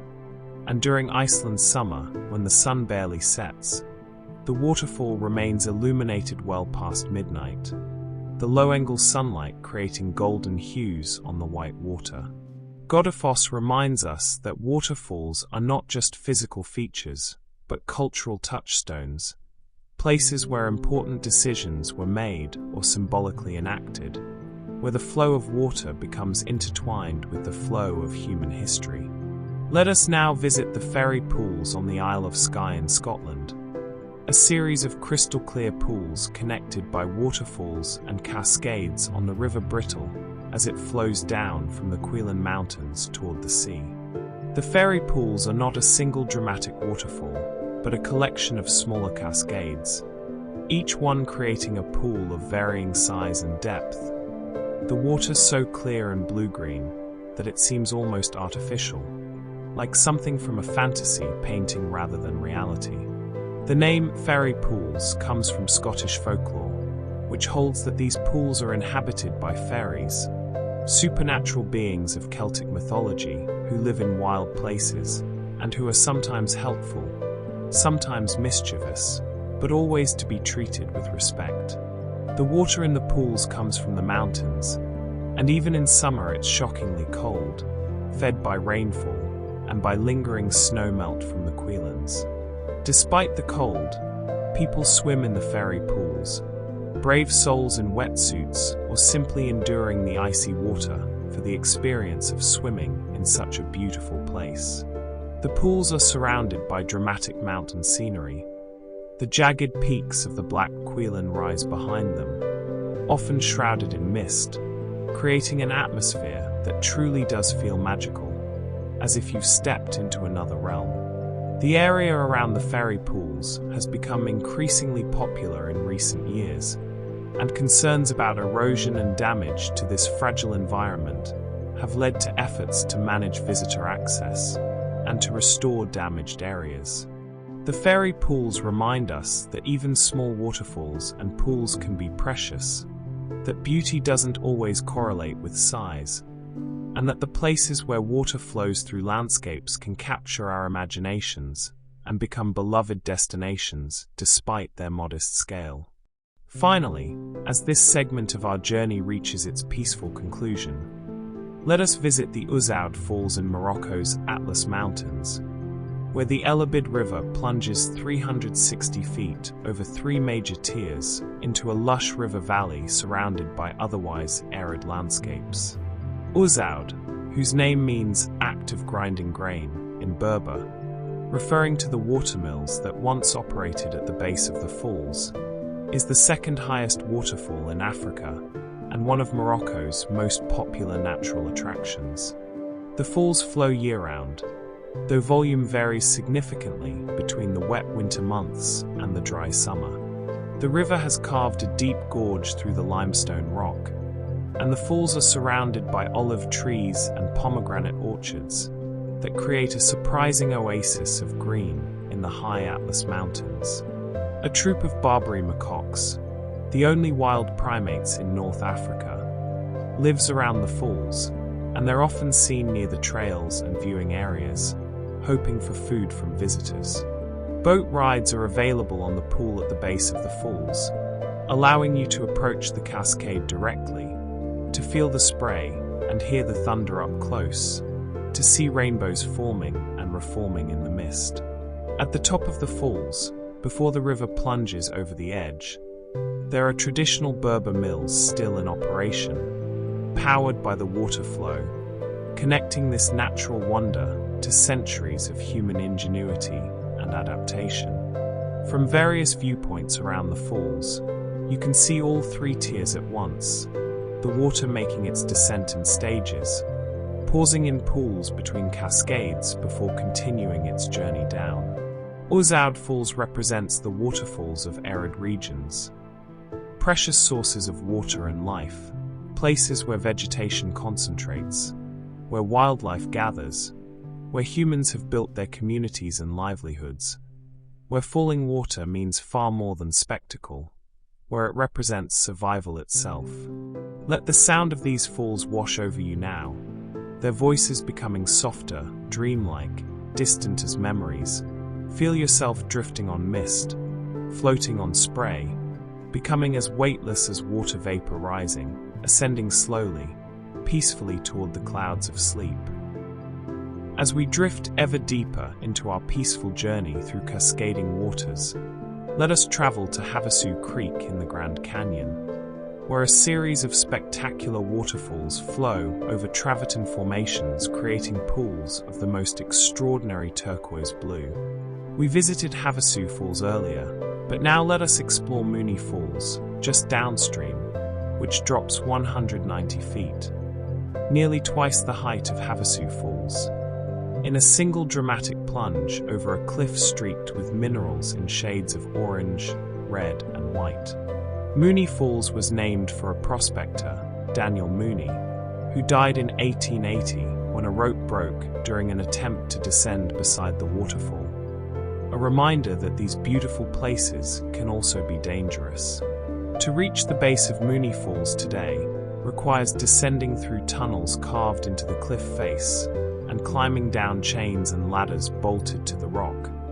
Not for the faint of heart, but those who make the descent are rewarded with one of the most spectacular waterfall settings in North America. The spray from Mooney Falls creates a constant mist that sustains lush vegetation growing from the canyon walls. Maidenhair ferns, monkey flowers, and other water-loving plants that seem impossibly delicate against the massive stone. The pool at the base is deep and large enough for swimming, and the water maintains that characteristic Havasu turquoise color year-round. Below Mooney Falls, the creek continues through a narrow canyon to Beaver Falls, a series of smaller cascades and pools that extend for nearly a mile, each one unique, each one beautiful in its own way. The Havasupai people consider all these waterfalls sacred, and traditionally, only tribal members were allowed to visit, though now permits are available to outsiders in limited numbers.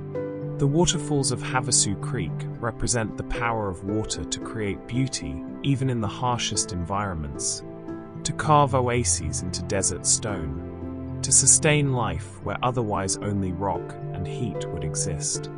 Let us journey now to Plitvice Lakes in Croatia once more, but this time to explore how these waterfalls are constantly evolving and changing. The travertine that forms the barriers creating the lakes and waterfalls is actively growing. The water at Plitvice is supersaturated with calcium carbonate, and when it flows over moss, algae, and fallen branches, the minerals precipitate out and gradually encase these organic materials in stone, building up the barriers and creating new waterfalls while old ones slowly change shape or disappear entirely.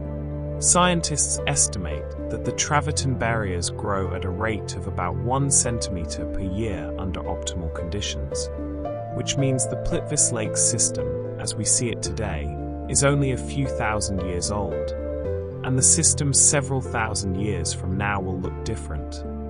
Some current waterfalls will have grown taller, others will have been bypassed as water finds new paths, and new lakes and falls will have formed.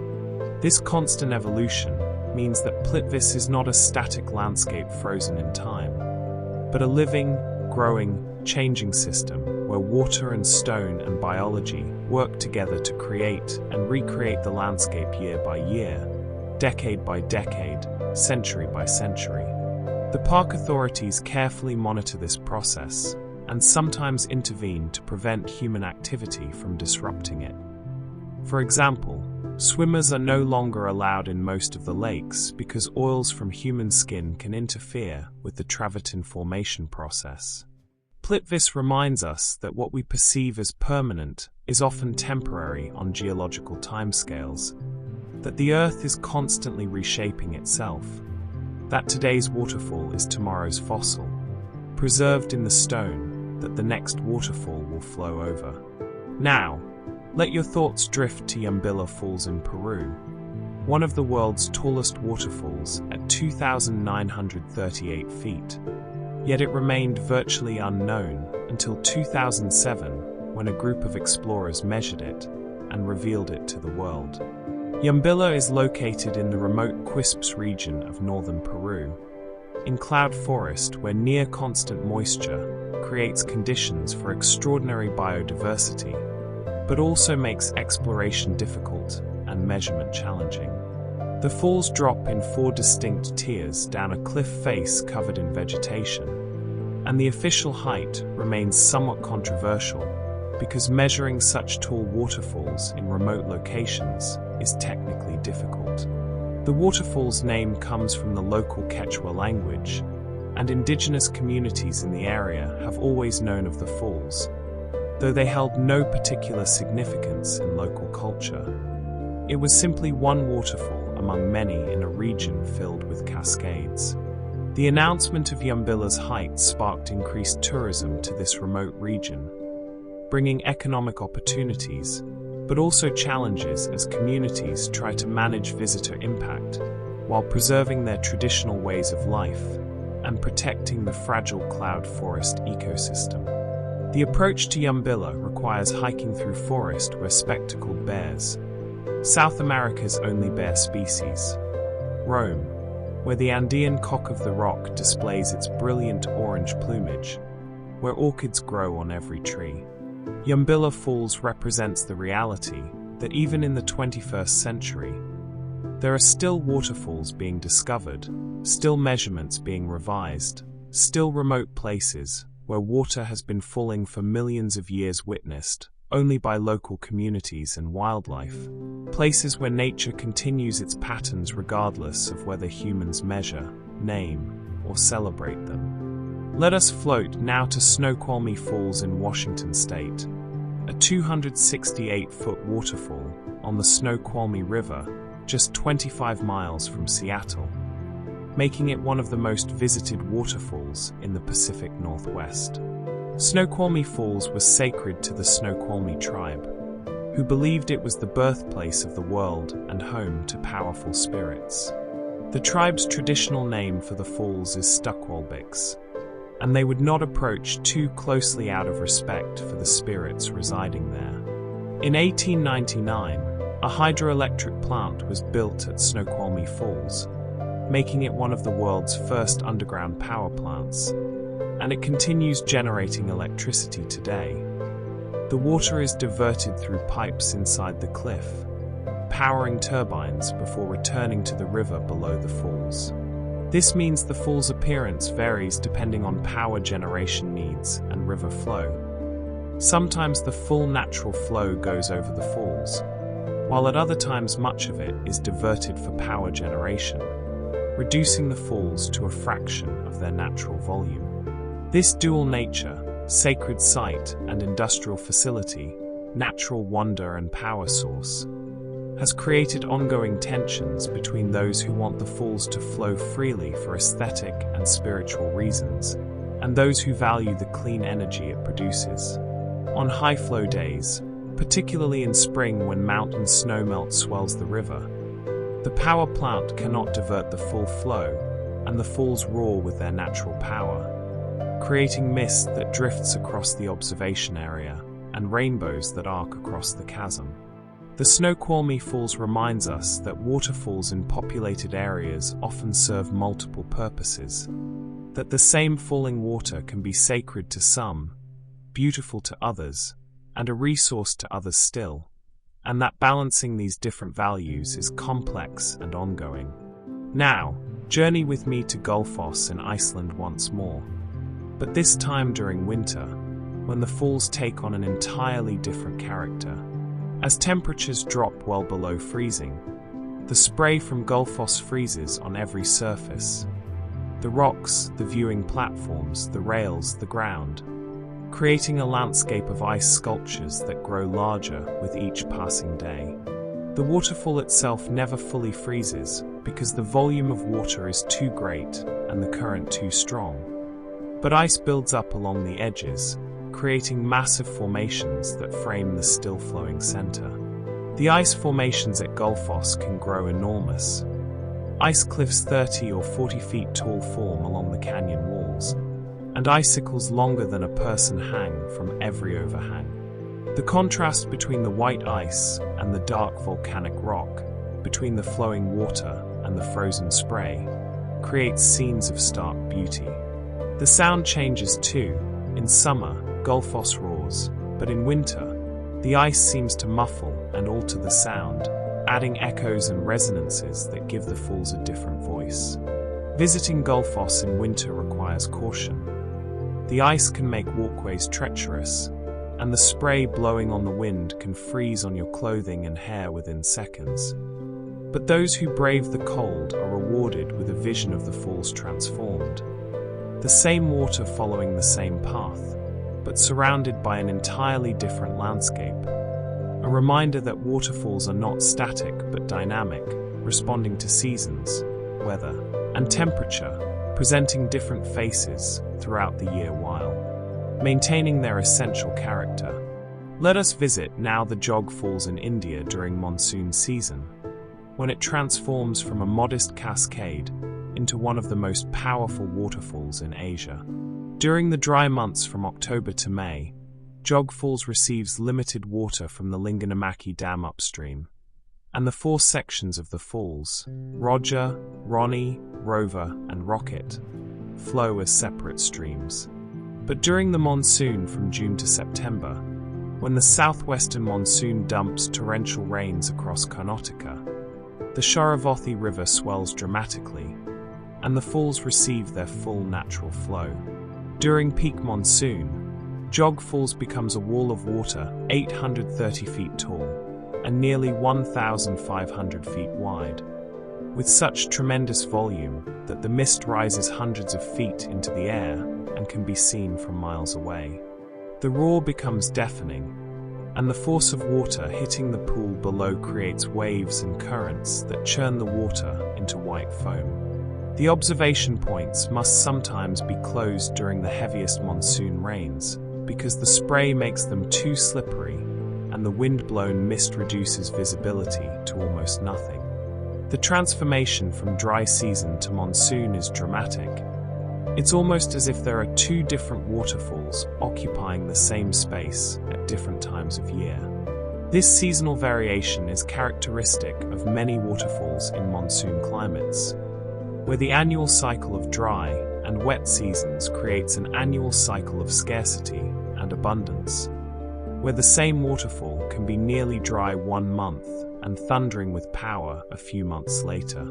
Jog Falls during monsoon represents nature at its most exuberant, water falling in such quantities that it seems inexhaustible, the sky pouring itself into the river pouring itself over the cliff, a temporary abundance that the land depends on, that fills reservoirs and aquifers, that sustains agriculture and life through the dry months to come. Finally, as this segment of our journey draws toward its gentle close, let us visit the Iguazu Falls once more, but this time to witness a phenomenon that occurs only on nights when there's a full moon and clear skies. The moonbow, or lunar rainbow, that appears in the spray of the falls. While rainbows are common at Iguazu during the day, created as sunlight refracts through the mist, moonbows are far rarer, requiring the bright light of a full moon, clear skies, and the observer positioned at just the right angle to the falls and moon. Moonbows appear as ghostly arcs of light, usually seen as white or very pale colors, because our eyes' color receptors don't function well in low light, though cameras with long exposures can capture the colors, reds, blues, greens, that are actually there but invisible to human eyes. The experience of witnessing a moonbow at Iguazu Falls is almost surreal. Standing in darkness, surrounded by the roar of millions of gallons of falling water, watching a pale arc appear and disappear in the shifting spray, knowing you're seeing something rare and special, something that most visitors to the falls will never witness. The park occasionally offers special nighttime visits during full moons specifically, so people can try to see the moonbow, and those who experience it describe it as magical, as if the falls are revealing a secret side of themselves, a nocturnal personality different from their daytime grandeur. The moonbow at Iguazu reminds us that waterfalls exist independently of human observation, that they continue their displays whether anyone watches or not, that they create beauty in darkness as well as light, and that some of their most spectacular moments are witnessed by very few, remaining secrets shared between the falls and the moon, between the water and the night. Rest now in the eternal rhythm of falling water. Feel it washing through your consciousness, cleansing every thought, leaving only peace, only stillness, only the gentle sound of water returning endlessly to earth, as it has since the first rains fell, as it will until the last. As we approach the final stretches of our peaceful journey through the world's cascading waters, let us travel to Maligny Canyon in Jasper National Park, Canada, where a series of waterfalls flows through a narrow limestone gorge that reaches depths of over 160 feet in places. What makes Maligny Canyon particularly remarkable is how recently it was formed. The canyon began cutting into the rock only about 10,000 years ago, after the last ice age ended and glacial meltwater began carving through the limestone. This means Maligny Canyon is geologically very young, and it's still actively deepening and widening as the Maligny River continues its work of erosion. The canyon contains 6 bridges spanning the chasm at various points, and from these bridges, you can look down into the narrow gorge where multiple waterfalls cascade over ledges and through potholes carved into the rock. The power of water here is evident. Smooth curves worn into stone, circular potholes created by rocks swirling in eddies, polished surfaces that reflect light. In winter, Maligny Canyon transforms into one of the world's premier ice-walking destinations. The waterfalls freeze into curtains and columns of ice, creating formations in shades of blue, white, and turquoise.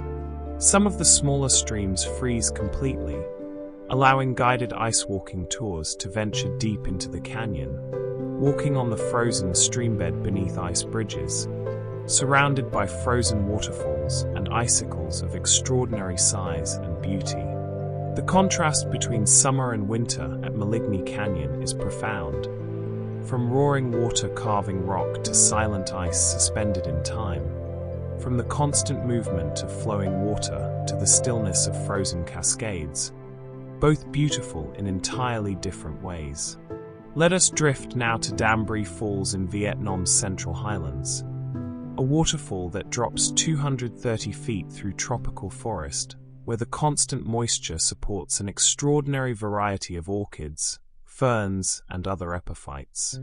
Dambry Falls is one of the highest and most beautiful waterfalls in Vietnam's highlands, and the area around it has been developed as an ecological tourism site while attempting to preserve the natural environment. The falls can be viewed from multiple angles. A path leads to an upper viewpoint where you look across at the falls from the same elevation, seeing the water launch itself into space, and a more challenging trail with hundreds of steps descends to the base where you can feel the spray and witness the power of the water crashing into the pool below.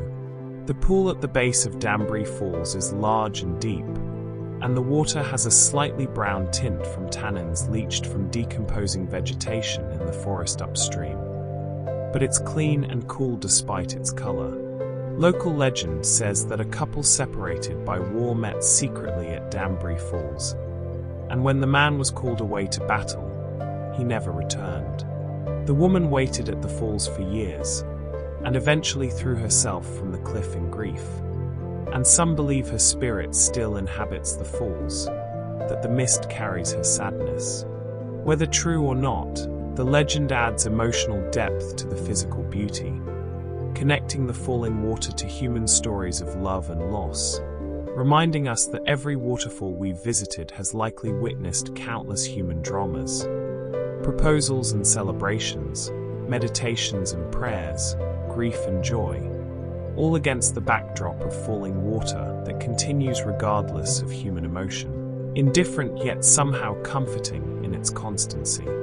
Now, let your thoughts travel to Gaping Gill in Yorkshire, England, one of the most spectacular underground waterfalls in the world, where Fell Beck drops 344 feet straight down through a massive vertical shaft into a chamber large enough to hold York Minster Cathedral.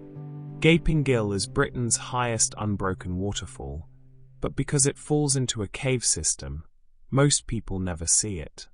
The main chamber of Gaping Gill is truly enormous, 425 feet long, 80 feet wide, and over 100 feet high in places, and the waterfall plunges down through a skylight in the roof, sending spray throughout the chamber. Twice a year, during bank holiday weekends, caving clubs set up a winch system that allows members of the public to be lowered down the shaft into the main chamber. A descent that takes several minutes as you're lowered through darkness beside the roaring waterfall, spray soaking you, the sound overwhelming, until you reach the floor of the chamber and can explore this underground cathedral. The experience is unforgettable. Standing in this enormous space carved by water over millions of years, watching the waterfall plunge from the circle of daylight far above, seeing other passages leading off into darkness where the stream continues its subterranean journey. Gaping Gill reminds us that waterfalls exist not just on the surface of the earth, but within it, that vast networks of underground rivers and cascades flow through caves and passages we rarely see, that the waterfalls we know and visit are just the visible portion of Earth's falling water, that beneath our feet, in darkness, water continues falling through stone, carving new chambers, new passages, new underground waterfalls that perhaps no human has ever witnessed or ever will. Let us journey now to Dinjandi in Iceland's remote Westfjords, a waterfall whose name means thunderous or resounding, where a series of cascades descends about 330 feet down a mountain face in a shape that widens like a bridal veil. The top is only about 100 feet wide, but by the time the water reaches the bottom, it spreads across nearly 200 feet. Dinjandi is actually a series of 7 named waterfalls, with the main fall, also called Dinjandi or Fjolfoss, being the largest and most spectacular, but the 6 smaller cascades below it each have their own names and characters. The approach to Dinjandi takes you past each of the lower waterfalls in turn. First Hayfoss, then Stromkul-Jufrafoss, then Gongumanafoss, and others, each one beautiful, each one preparing you for the grandeur of the main fall at the top. Dinjandi sits in one of Iceland's least populated regions, and reaching it requires driving long distances on rough gravel roads through landscapes of profound isolation and beauty, mountains, fjords, and valleys where you might drive for an hour without seeing another vehicle. The waterfall is fed by a small lake on the mountain above, and like many Icelandic waterfalls, its flow varies with rainfall and snowmelt, though it maintains impressive volume through most of the summer. Standing at the base of Dinjandi, looking up at the widening cascade, feeling the spray, hearing the thunder that gives it its name, you're struck by the sheer remoteness. This magnificent waterfall sees relatively few visitors compared to Iceland's more accessible falls, and there are times when you might have it completely to yourself, when the only sounds are falling water and wind, when you can experience what waterfalls were like before they became tourist destinations, before viewing.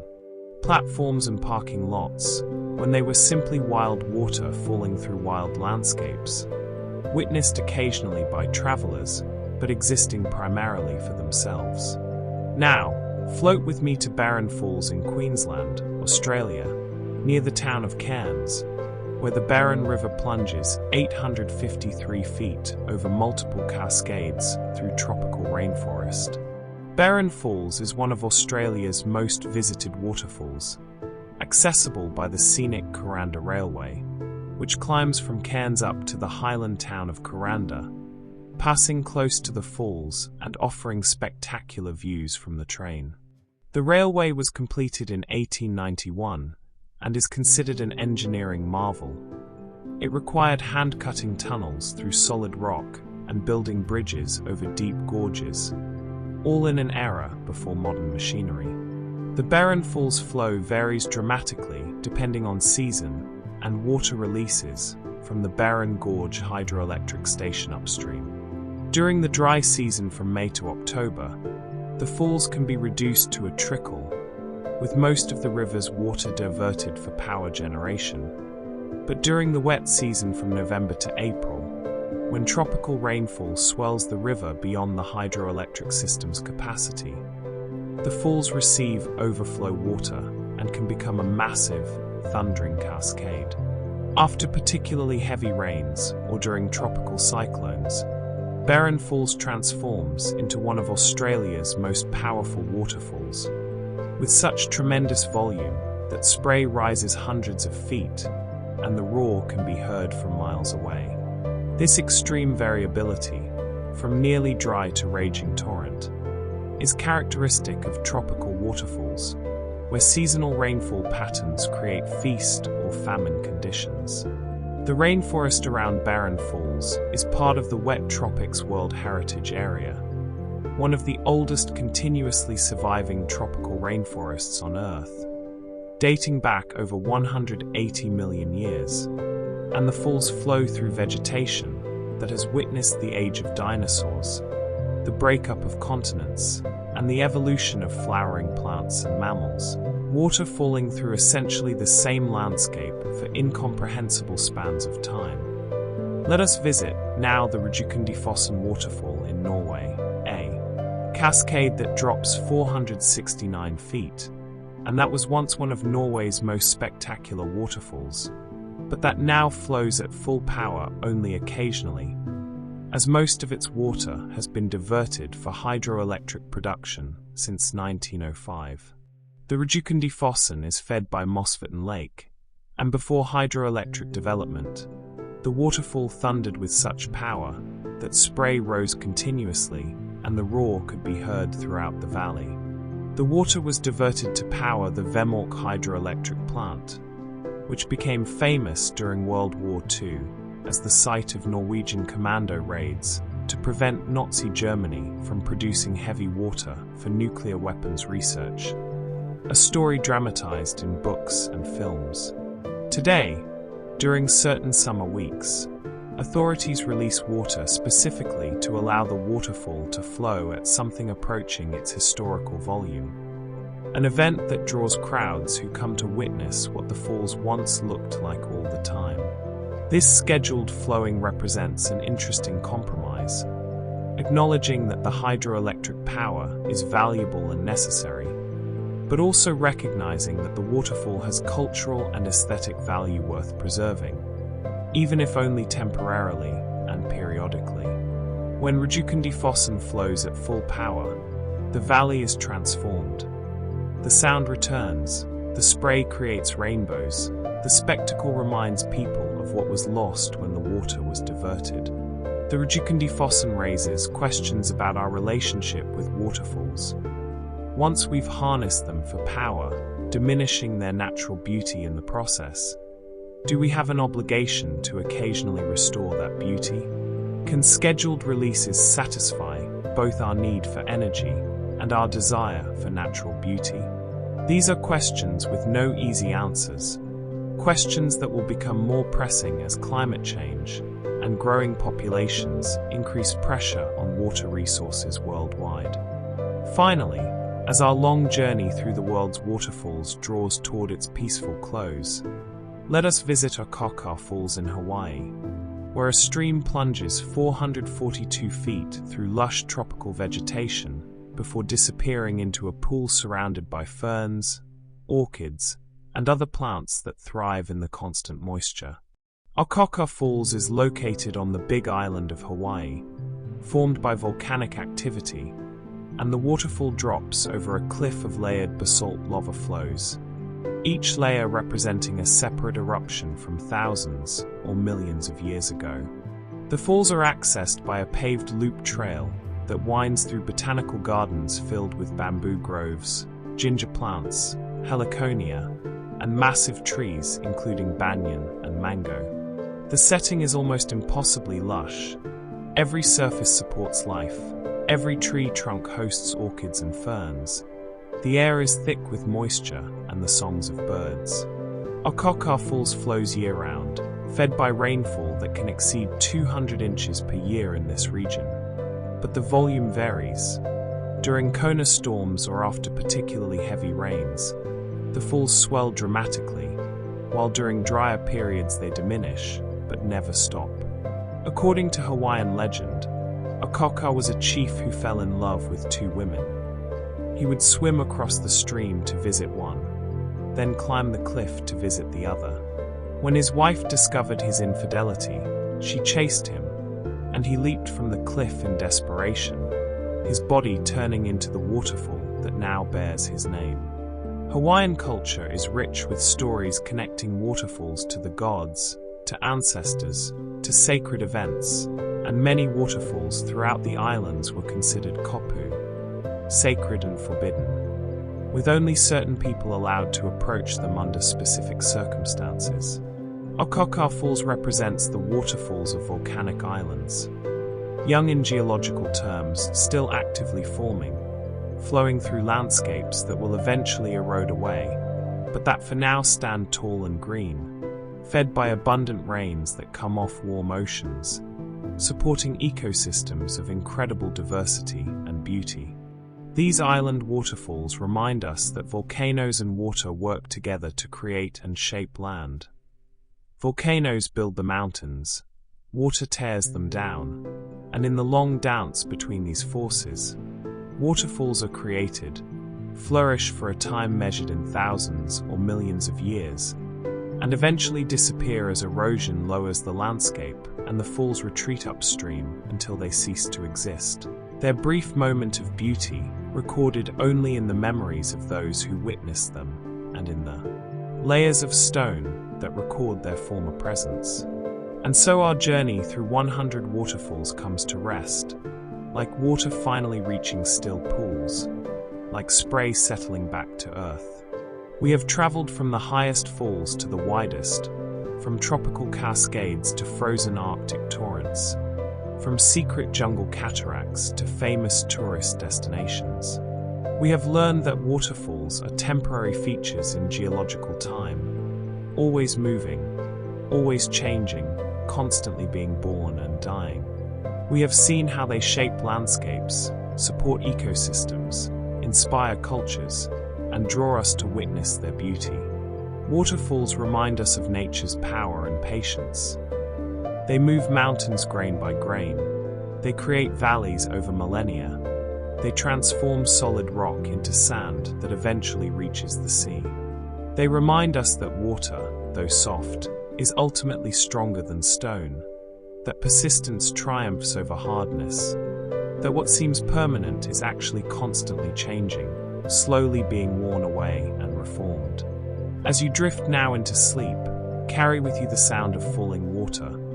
Let it become the rhythm of your breathing, the beating of your heart. Feel yourself becoming one with these eternal cycles. Water falling to earth, soaking into soil, feeding streams, tumbling over cliffs, returning to the sea, rising as vapor, forming clouds, falling again as rain, over and over, without beginning or end, the great cycle that sustains all life, that shaped our world, that will continue long after we're gone.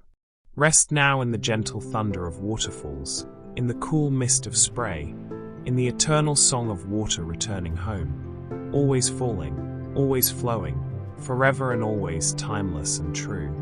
Sleep peacefully, dear traveler, your journey complete, your mind quiet as still pools, your thoughts soft as mist, drifting now into the deepest rest, cradled by the sound of falling water, rocked gently by currents that have flowed since time began. Good night.